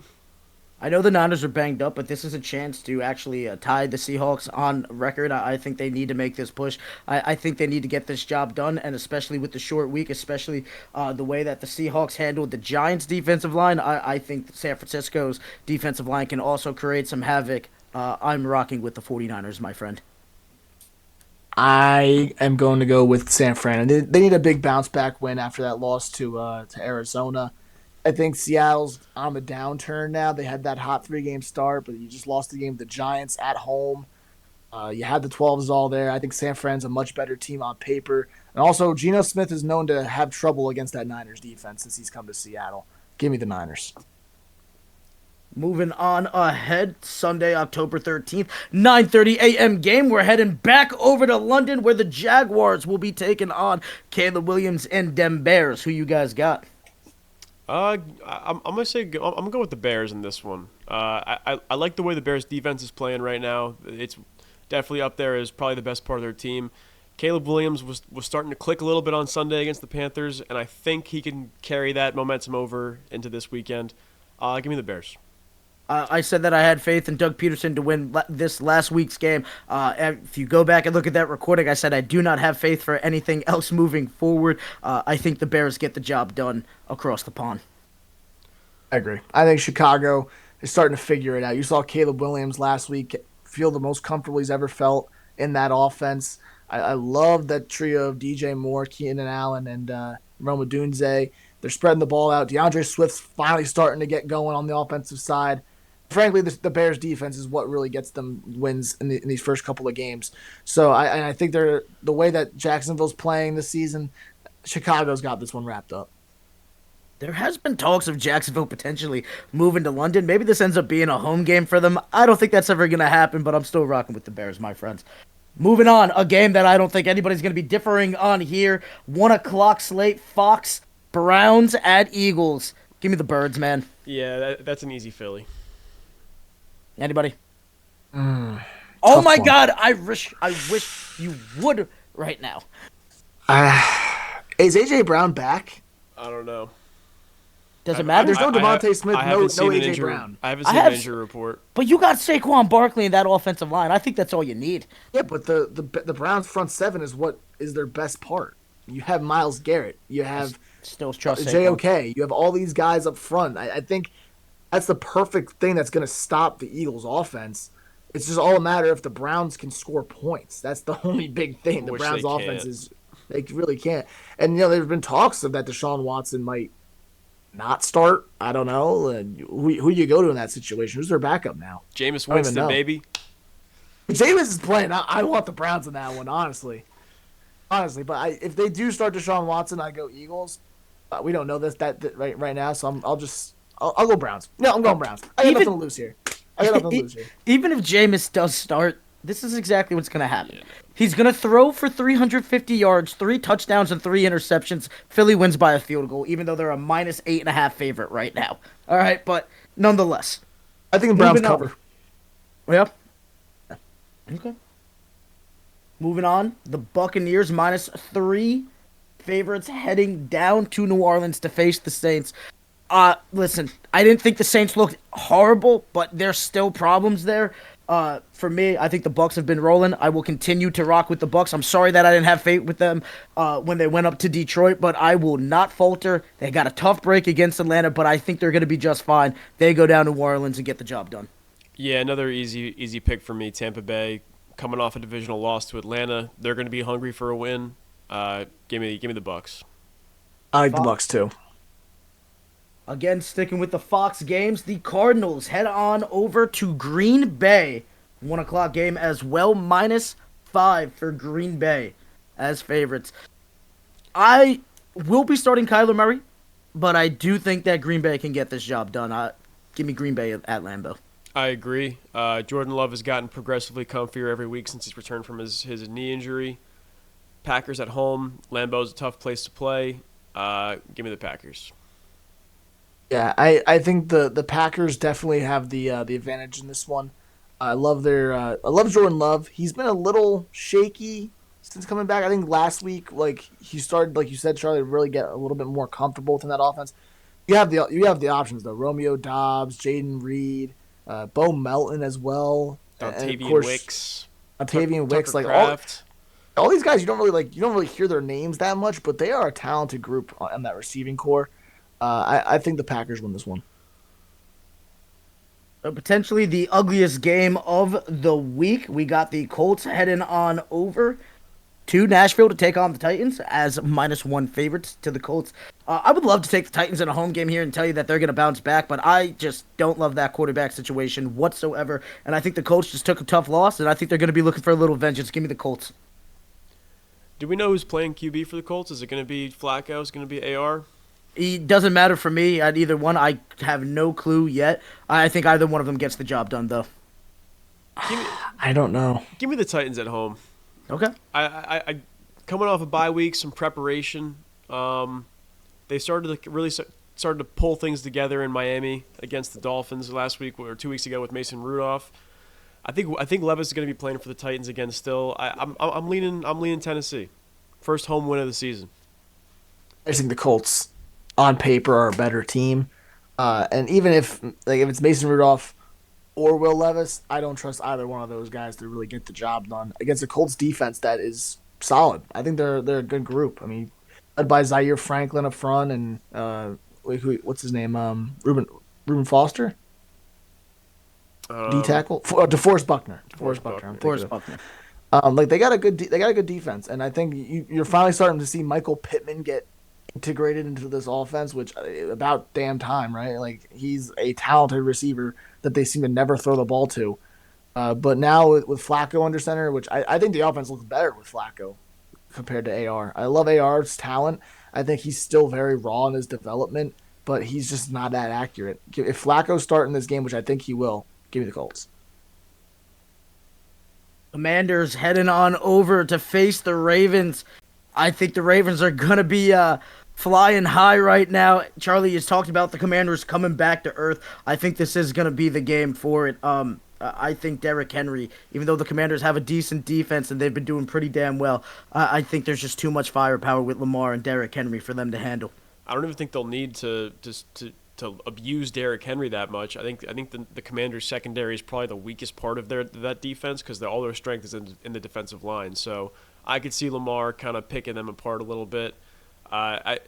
And I know we were talking about that spread's pretty large for the Commanders, who are one of the hottest teams in football right now. But yeah, I think Baltimore covers that spread. They win by a touchdown. I got the Ravens this one. I think it's going to be close. I think the Ravens all season long, outside of that Buffalo game, they've been playing extremely close games that have just gone down to the wire consistently. Second half, clock management has not been their best strong suit in this early part of the season. But I think Jaden Daniels and Lamar are going to have another one of those tit for tat, go back and forth type of games. It's going to be – I don't want to say it like the Ravens-Bengals game this week. It's not going to be that kind of shootout. I think the Ravens take a nice 4 or 5 point win at home against the Commanders. Moving on, gentlemen. The Texans are heading up to New England to face the Patriots. I kind of want to take New England here, man. What? Huh? I kind of do. I'm gonna be honest. I didn't love the game versus the Bills. I think the Patriots have the better defense of the two. I think it's definitely gonna be ugly. I think the Texans are gonna pull it out, but I think it's gonna be close. But I almost want to take the Patriots just for that defense alone right now. I think, like I said, the Texans have not been impressing me like I think that they should be. Okay, pick the Pats. I'm not going to. But I'm going to. I said I almost want to, but the fact of the matter is I still think that there is, even with the injuries that the Texans have, I still think there's too much firepower for the Patriots to handle. But this is going to be an ugly game. I mean, ugly as in it's going to be a blowout, or ugly as it's going to be like a low-scoring... Ugly, I think it's going to be low-scoring, and the Texans probably win by a field goal. All right, I disagree with you there. I think it's going to be maybe not a blowout, but I think the spread's accurate. Texans win by a touchdown for sure. Okay. I think Houston wins this one pretty handedly. I don't really see the Patriots right now. Their offense is anemic. We were saying just before if Drake May should be starting. I don't think he should. Let Brissett ride out this year. Let him because they're not going anywhere this season. The Patriots are in year 2 of rebuild. I don't think right now this is the time that they're going to be pushing things. I think Houston just looks strong. They have a great wide receiver core. If Nico Collins is healthy, I think he has been playing like a top 10 receiver in the league right now. He's not going to play. Ooh. Yeah, he's got a hamstring injury. But even with that, you still have Stephon Diggs and Tank Dell. And I don't know if Mixon's coming back or not, but again, that's another offensive weapon you have at your disposal. Defensive side, yeah, Will Anderson Jr., that front seven's great. The back part, though, is a little iffy, but I don't think you're going to have to worry about that with the Patriots. Give me the Texans in this one. Very interesting. I believe okay, never mind. I believe we have the Chargers heading over to Denver. And I believe the Chargers had a bye week this past week with the Eagles. Yep. That extra week is very concerning. But I think coming to the Mile High, I don't think they get the job done, man. I think this is one of those where you see Sean Payton master class getting after it. And even with the extra week, give me the Broncos. Agree with you there. Denver's got to be one of the hotter teams in football right now. I think they've won 3 straight games, dating back to a win over the Bucs, win over the Jets, and now this past weekend a win over the Raiders. Bo Nix is playing at a high level. Sean Payton's got him playing cerebral right now.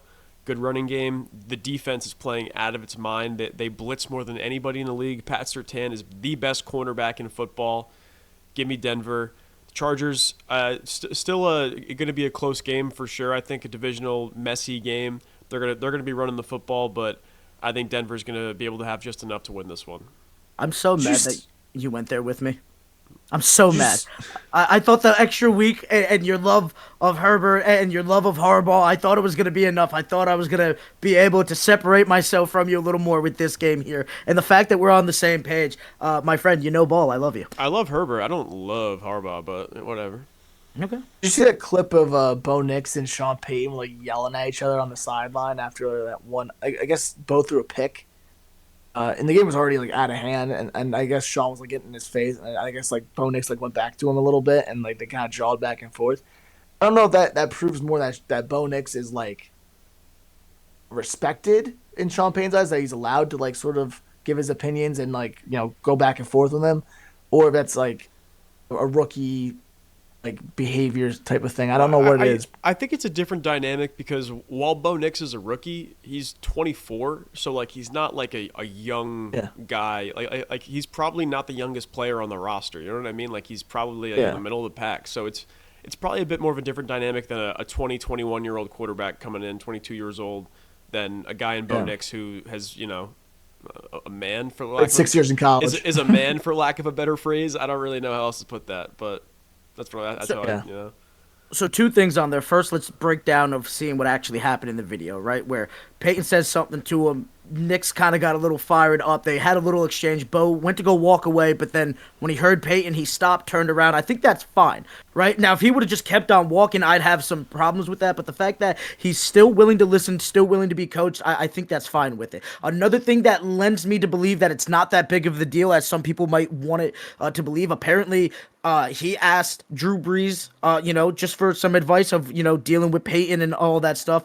And he told him, apparently, he's going to get in your face. He's going to get loud, and you need to give that energy right back to him. Do not succumb to that pressure. Live up to it. He wants that fight back. He wants that fighting spirit. And I thought that was just a healthy exchange of accountability and two guys that are trying to have success here getting after it. Now, I will say, had it been some other players, I do think that we tend to run with that narrative just a little bit too much. I'm fine with coaches and players yelling at each other if it's done in this manner where you're still listening and trying to get to a resolution as opposed to just yell at each other. Frustration's going to happen. It is what it is. I'm fine with it.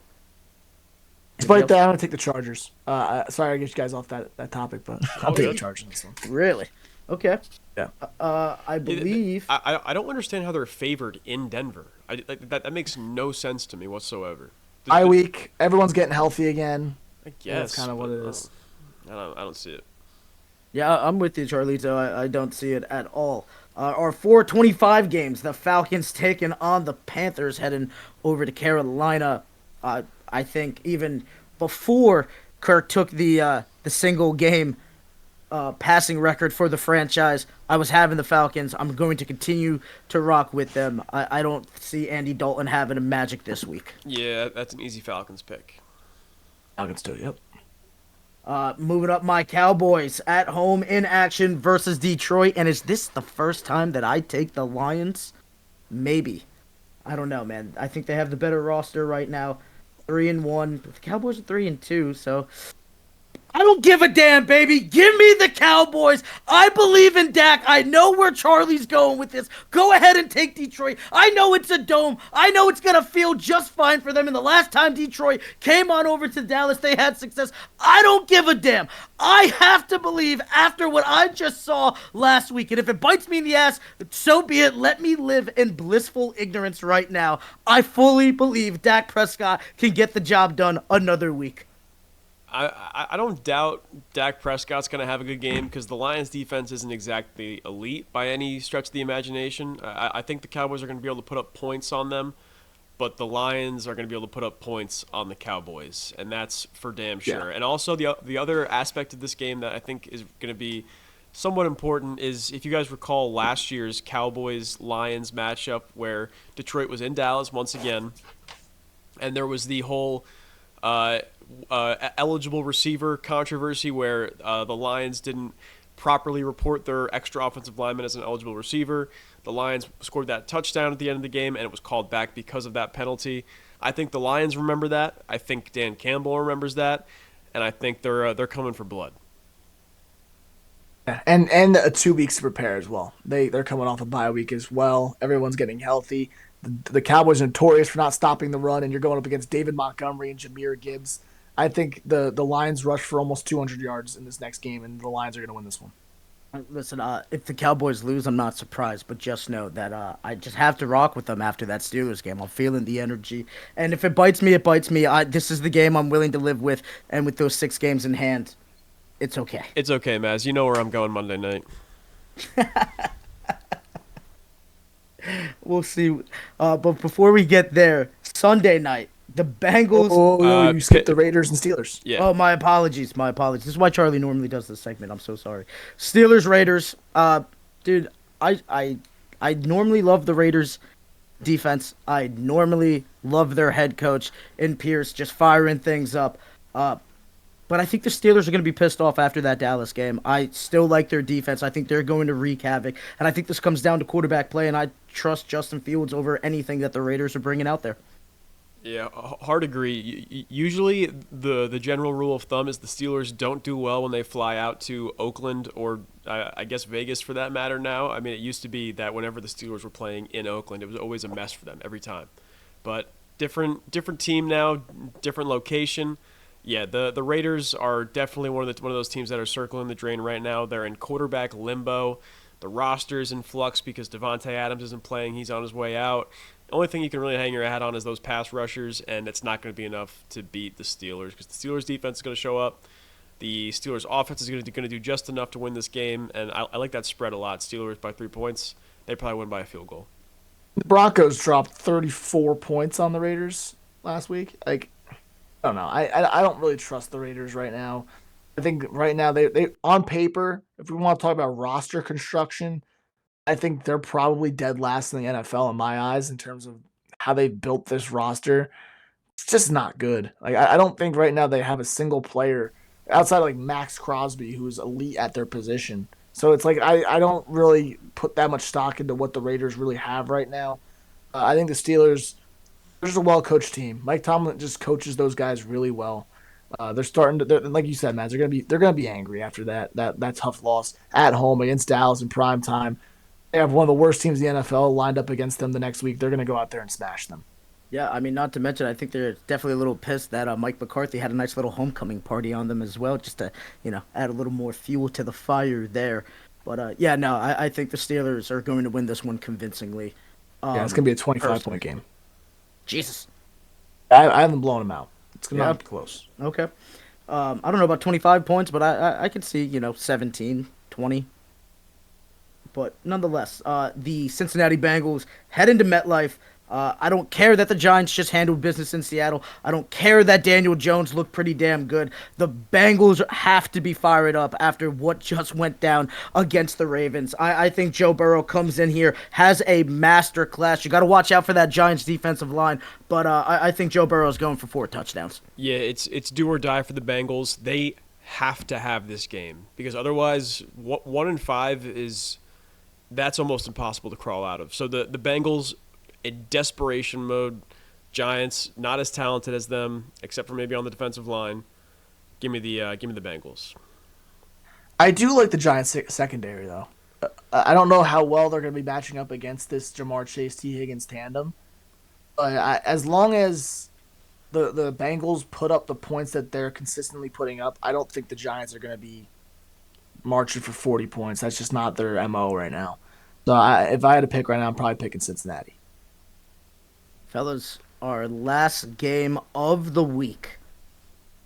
The Jets defend MetLife Stadium. Jeez, back-to-back MetLife games. My poor brother-in-law this weekend having to turn that stadium over. Shout out, Dan. We love you, buddy. But the Bills coming to town, and I'm going to be honest. I think the Jets are going to be fired up. I think that they are definitely on board with the Salah firing. I think there's going to be a bunch of rah-rah and feel good. I don't like that Shakir is probably not playing this game and that Josh Allen's going to have to do some Superman antics. But you know what? I've seen Josh Allen do it before. I don't think it was the right move, even though they're going to be a little fired up about it. I still think there's going to be a lack of direction. I still think there's going to be a lack of communication. And I'm sorry, Charlie. I think the Bills get it done. Okay. I'm taking the Jets in this one, and it's not just the homer pick. The Jets always find a way to play Buffalo close at home. They beat them the last 2 years at MetLife Stadium with Zach Wilson at quarterback with a lot less talent on the roster. I'm picking the Jets to pick up a win against the Bills Monday night. Jeff Ulbrich, who was the defensive coordinator, he has been under this tenure with Robert Saleh. He's always seemed to have an answer for Josh Allen. I think he'll have an answer for him Monday night. I like the Jets by a field goal. I don't know. 2 straight losses for Buffalo. Jets really haven't sold me. They're coming back from London. The time change, that always is very screwy. That's why the NFL usually tries to give teams a bye week after the London game just so they can get acclimated. That's what the Vikings are doing after this game. I don't like the Jets, frankly. You just fired your head coach. You're coming back from London. You're playing the Bills, who are hungry after 2 straight losses, and they're looking to beat up on somebody. I got Buffalo in this one. Yeah, you have it. Charlie, where are we different? So, I got Seattle. You guys got San Fran. I reserve the right to change that pick up until Thursday night. I'm reserving that right now. Okay. Other than Can I do that, that with the Browns? The Browns and Eagles? yes, I'll give you that, and I'll give you that. I picked Tennessee. You guys both have Indianapolis.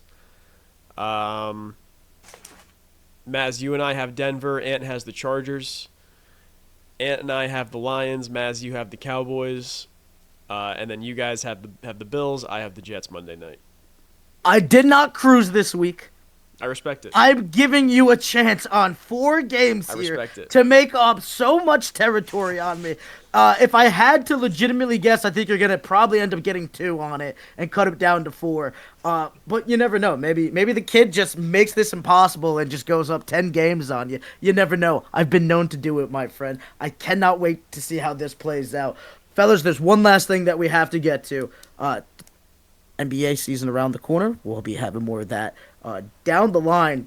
Ant, you're the baseball guy, baseball content, 20K views on videos, baseball podcasts, and all the knowledge you could ask for. It'd be a crime if we didn't talk about playoffs right now with you.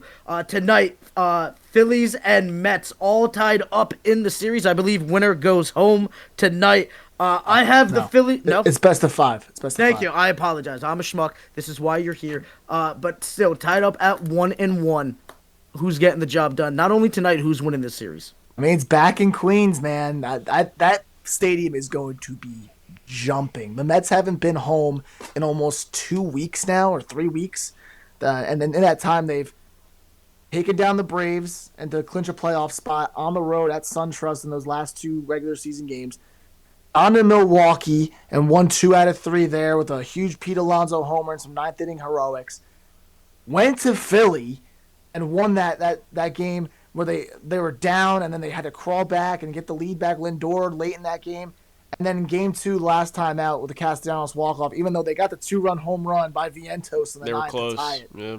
They came really close in that one. They're going to have Sean Manaea on the mound so far in this postseason, 3.6 ERA and 6 innings pitched.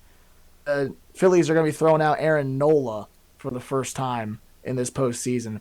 So, the odds in my eyes tell me that Philly has the edge here just because Aaron Nola is an elite postseason pitcher. He's rise to these occasions. I don't know how well-equipped Manaea is going to have to deal with it, but the Mets are going to have the pride of Queens at their back for these next 2 games. It's going to be an exciting games 3 and 4.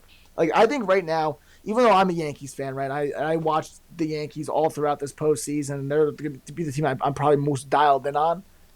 This series, to me, I think is going to be the best series in all of postseason.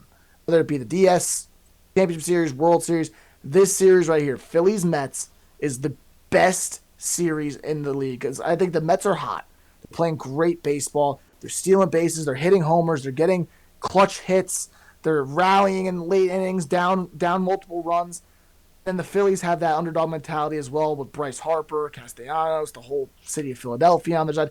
These 2 teams hate each other, division rivals. It breeds great baseball. And this is what October is all about. 2 great teams going at it in a series setting where each pitch, each inning, each game means so much. And I think if I'm going to make a prediction as who's going to win tonight, I think Philly takes it tonight in game 3 against the Mets. I think the Mets take game 4 at Queens. It's going to go back to Philly for game 5. And I'm going to be honest, I think with Zach Wheeler's pitching for the Phillies in game 5, I don't see the way the Phillies lose this one. I have the Phillies winning the series. But God, I hope the Mets win. You and me both, pal. No, I don't want to see the Mets win. I'm sorry. It just is what it is. I have trauma from being a kid, being a Yankees fan, and the one time that the Mets would beat the Yankees, and it was nonstop jawing the entire time. I'm not letting it go. I think I hate them more than I hate the Boston Red Sox. I didn't really know that many Red Sox fans, even though half my family is Red Sox fans. I didn't have to see them on the daily basis. I'm sorry. I'm just not. What do you mean? They were jerks. It's not my fault. It was your fans. All right. I don't want to hate them. They made me hate them. How poetic is it, though? After you heard an entire season, get rid of Alonso this next year. Do not resign him. We don't want him. The stats ain't there. Blah, blah, blah. Saves the day right now, and everybody's loving him again. Postseason changed people's perceptions very quickly. Look at Alex Verdugo right now with the Yankees. He was their worst hitter for 3 months, and everybody was looking for Dominguez to play. He's been their best postseason hitter through 2 games right now. I mean, he's completely changed the way people are seeing him. He has 3 hits in 2 games against the Royals. The postseason changes minds very quickly, and that's something that, as a baseball fan, I've come to realize as time moves on. Charlie, how do you feel about the prediction for Matt? I'm just enjoying it as a fan, man. I hope the Mets win. I mean, I've definitely watched more baseball in the past week or so than I have probably in my entire life. I watched the game 1 of the Braves doubleheader last Monday. I watched all 3 of the wild cards game series against the Brewers. I've watched both of the first 2 games against the Phillies. I'm having a good time enjoying these Are you Mets. singing? Oh my God! Yeah, yes I am. Yes I am. That thing is horrible. Such a terrible song. I'm sorry. It's Horrible. awful. I don't care. It's so bad. Don't care. It's fun. Anyway, the Mets are Charlie, fun. I know the Mets are your team. I know you're a big Jets fan, big Knicks fan. All 3 of these teams, the Jets not in the best position right now, but we've talked about potentially going all the way. For your fandom, how would you rank the importance of championships that you will take? Mets are definitely 1. Yeah, just because of like in terms of like how I feel the best chances or how much I want them. How much you want them? Okay, yeah. Jets, Knicks, Mets. I mean, Okay. I like the Mets. I'm a Mets fan. I'm not a huge baseball guy. I love my Knicks. I feel better about the Knicks than I feel about the Jets. I've been a Jets fan my entire life. I haven't seen a playoff game since I was in the 5th grade. A Jets Super Bowl would probably make me the happiest I've ever been in my entire life. All right. Last 3 games, or series, I should say, to finish this one out. Dodgers and Padres, and I like the Padres. I'm I do rooting too. for the Padres. I'm sick honestly, of the Dodgers with all this big talent. Rah, rah. They go and get Ohtani. I don't want to hear it. Give me the Padres. Give me Manny Machado. I love this. I think San Diego has a very well-built team for the postseason. Their starting pitching's fantastic. They have Michael King going tonight, former Yankee. Shout out Michael King. Had a great start against Atlanta in the wild card series, where I think he went 7 innings. They got Yu Darvish. They got Dylan Cease. They got starting pitching. That's a huge thing when it comes to the postseason. The Dodgers, a little shakier. I mean, you got Jack Flaherty. You got Yamamoto coming back. They don't have the starting pitching that I think that really rivals San Diego. I think San Diego's hitting's been fantastic. You talk about Profar and Tatis. Shout out those guys for dealing with those Dodger fans the other night and all them throwing all that stuff on the field at them. You know, stay classy, LA. You know, I can't stand Dodger fans. They're the Philly fans of the West. But San Diego's been a very dangerous team throughout the second half of the season. Hitting, pitching, relief, base running, they do it all. And I think they got a really good shot at potentially winning the National League this year. And honestly, the Dodgers, every single year, it comes to this. They win the most games in the National League. They'll secure a first-round bye. They'll make the NLDS. And some random wildcard team will just come in and beat them. It happens more often than not. And I think San Diego is a team right now that's playing really good baseball, and they're a team that's going to knock off the LA Dodgers, I think, again. I think difference this year with the Dodgers is that they have Shohei Ohtani, who's already hit a homer this postseason. And I think he's a calming presence to that Dodgers lineup. But I think this series does go deep, probably to 5 games again, just because I think they have the hitting prowess to keep things going. But they need more production from Mookie Betts. Mookie Betts hasn't really done absolutely nothing in this postseason, and he hasn't done anything since 2018 pretty much in the postseason. Mookie Betts needs to really show up and show the Dodgers why they're paying him all this money to be hitting second in their lineup, because he's an elite hitter when he's on. So I think the Dodgers need to ask more from those guys. They need to ask a lot from their starting pitching. It's a lot to ask for a Dodgers team. I think San Diego, just the vibes there are great. Give me San Diego in 5. Charlie, who you taking? Give me the Padres, sure. That's what I'm talking about, buddy. Moving on, Guardians and Tigers. All these series at 1-1. What a postseason for baseball. You First guys time all ever. got to be loving it. That's insane. First time ever. I was looking at it, I was like, that does not look very common, but I'm not the encyclopedia to know that is the first time ever. That's cool as hell. Exciting as all hell. Guardians and Tigers. I like Detroit. I don't know. I still like Cleveland in this series. I think it took Detroit a lot, everything in their power to win that second game. Shout out to Kerry Carpenter for that 3-run bomb to off Clase to give them that win. That was an exciting game. I think a lot of games in this postseason have been really exciting, coming down to the final couple innings there. It's been fun to watch. I think Detroit's a very interesting team. I mean, a team that was less than a 1% chance to make the postseason in the middle of August, and they went on a crazy run. I think they went. It was like 31-12 in their last 43 games, able to secure a playoff bid, and they made the most out of this opportunity. Right, took it out the Houston Astros, who have been a dynasty in this league for a while. In 2 games, they really made quick work of them. And now in Cleveland, they're playing scrappy baseball, but I just think Cleveland right now is a team that is built around their bullpen. Manuel Clase in the back end. I know he struggled in game 2, but that's not like him. He is the new age Mariano Rivera, and I really believe that. I think he is the only closer that I've seen that is close in any respects to Mariano, because he throws a 100-mile-per-hour cutter. He throws a slider at 95 miles an hour. It's just gross. Like, I don't even know how you really even hit a guy like that. But then across that, you also have Smith, Herron, Gaddis in the back end of that bullpen.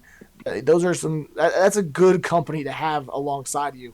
And then, of course, they're hitting. I mean, Stephen Kwan played a great left field these last couple of games. You got David Fry, you got Jose Ramirez, Josh Naylor, Bo Naylor, Andres Jimenez. I think that lineup is very much complete. I still think Cleveland is going to be able to win this series. I think they take both games in Detroit, and they win this series in 4. Yeah.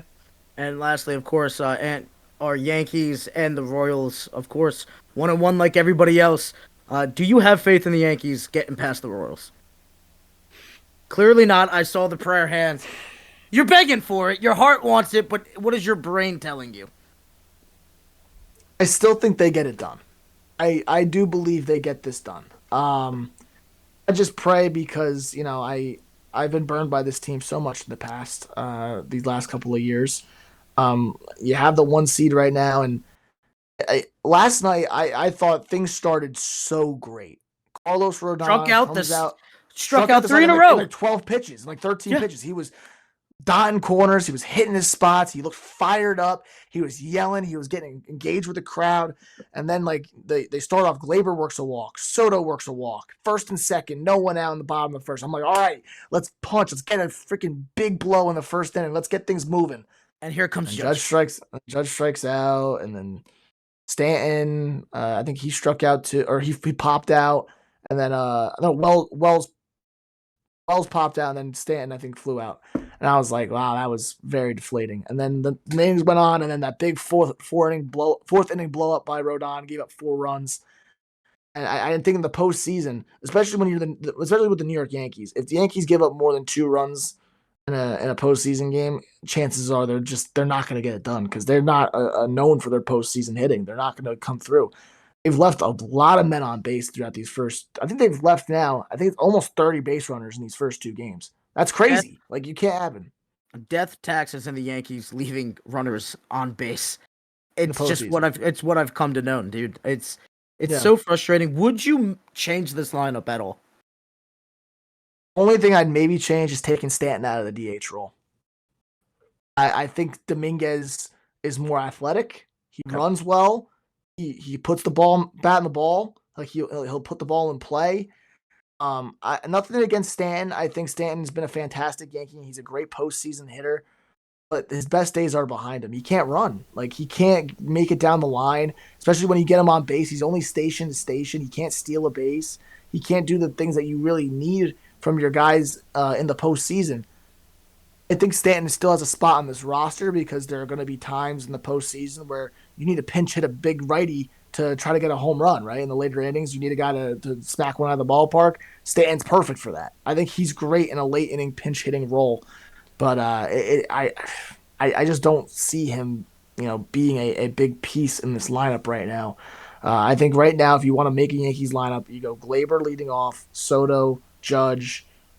I would move Dominguez a little down a lot. I'd keep Wells at 4, move Chisholm to 5, Dominguez at 6, and then you go Volpe, Verdugo, and then whoever's going to play first, whether it be Oswaldo or John Birdie, who they threw out at first base last night, Ben Rice, whoever you want to throw there at first base will be batting 9th. But I think this lineup just has to make a few little tweaks. Pitching, outside that one blow-up inning from Rodon the other night, the first game was back and forth like crazy. But last night, the one blow-up inning was the only thing that really hurt them. The bullpen came in and kind of calmed things down, so I'm not worried about the bullpen right now. I think Clay Holmes has really settled into that like 6th, 7th inning role and not, as a closer. Luke Weaver's been great as the closer. I think the Yankees can still close this out. I really do. I think they have the better team. They're working the counts. They're having great at-bats. They're just not executing and getting that big hit. And maybe the jitters have come across the first couple of games. Sometimes the Yankees are really good when they go on the road in the postseason and they play in a hostile environment. And I guess sometimes, like when you're playing in New York, the pressure sort of gets to you a little bit, and you feel like you need to make a big play and have a big hit. But when you're on the road, you're just trying to fight and survive. And I think the Yankees have done a good job in the past of that, with especially like you talk about when they played at Cleveland, they played Houston. They've always played great on the road in those places. I think the Yankees get the job done in Kansas City. They take 1 of 2. And then I think they go back to New York for Game 5 and close it out. Very interesting, my friend. Quick question for you. I know Austin Wells, before the big hit the other night, 1 for 36. Would you even consider moving him in the lineup? No. Nope. Okay. He had a big hit in the Game 1 that tied the game. And then last night he put together a couple of really good at-bats. He's putting good contact on the ball. That's all you really want from a guy like Austin Wells in the cleanup spot. The Yankees last night, StatCast showed they had 9 batted outs. 9 batted outs that were over 99 miles per hour off the bat. So it's like I think last night was a huge case of them getting unlucky while they were hitting too. A few times, John Birdie hit a couple of screaming line drives that went right at guys. I think there was a great diving play at third base off the bat of Glaber. Like they were guys that were just smacking the ball around the ballpark last night. I think Wells hit a smoked ball too, but they were just finding Royals gloves, and that's sometimes part of the game. Like you just get unlucky. I think the Yankees that's going to balance out as this series moves along. That's why I'm confident. I think the Yankees can still get this done. I'm praying it happens, but I'm very confident in this team. All right. Well, first off, Judge better pick it up, baby. That's all I know. Last question for you. Analytical mind, who's winning the whole damn thing? I don't know, man. I really don't. This year is such a coin toss, man. It really is. Like, I have not been around baseball. I've been around baseball for a while, like watching the game and studying it and seeing who. This is the one year where I'm just kind of like, I'm looking at this division series. I'm looking at all these teams, and I really have this sense of like, any one of these teams can win it all. Because it's not like, especially in these last couple of seasons, wild card teams have been making runs, right? You see the Diamondbacks last year, the Rangers, who no one thought was going to win the World Series, won on a huge run and won the World Series, didn't lose a single road game. So it's like you don't know. These baseball playoffs are just so crazy. Teams just get knocked off left and right. I personally don't know, but if I had to make a prediction as to who's going to win the American League, I'm still sticking with the New York Yankees. National League right now, I think the Phillies take care of the Mets, and I think the Padres take care of the Dodgers. It's a rematch of the 2022 NLCS when the Phillies played the Padres. I think the Padres take care of the Phillies in a tight series. I think it's going to be Yankees-Padres.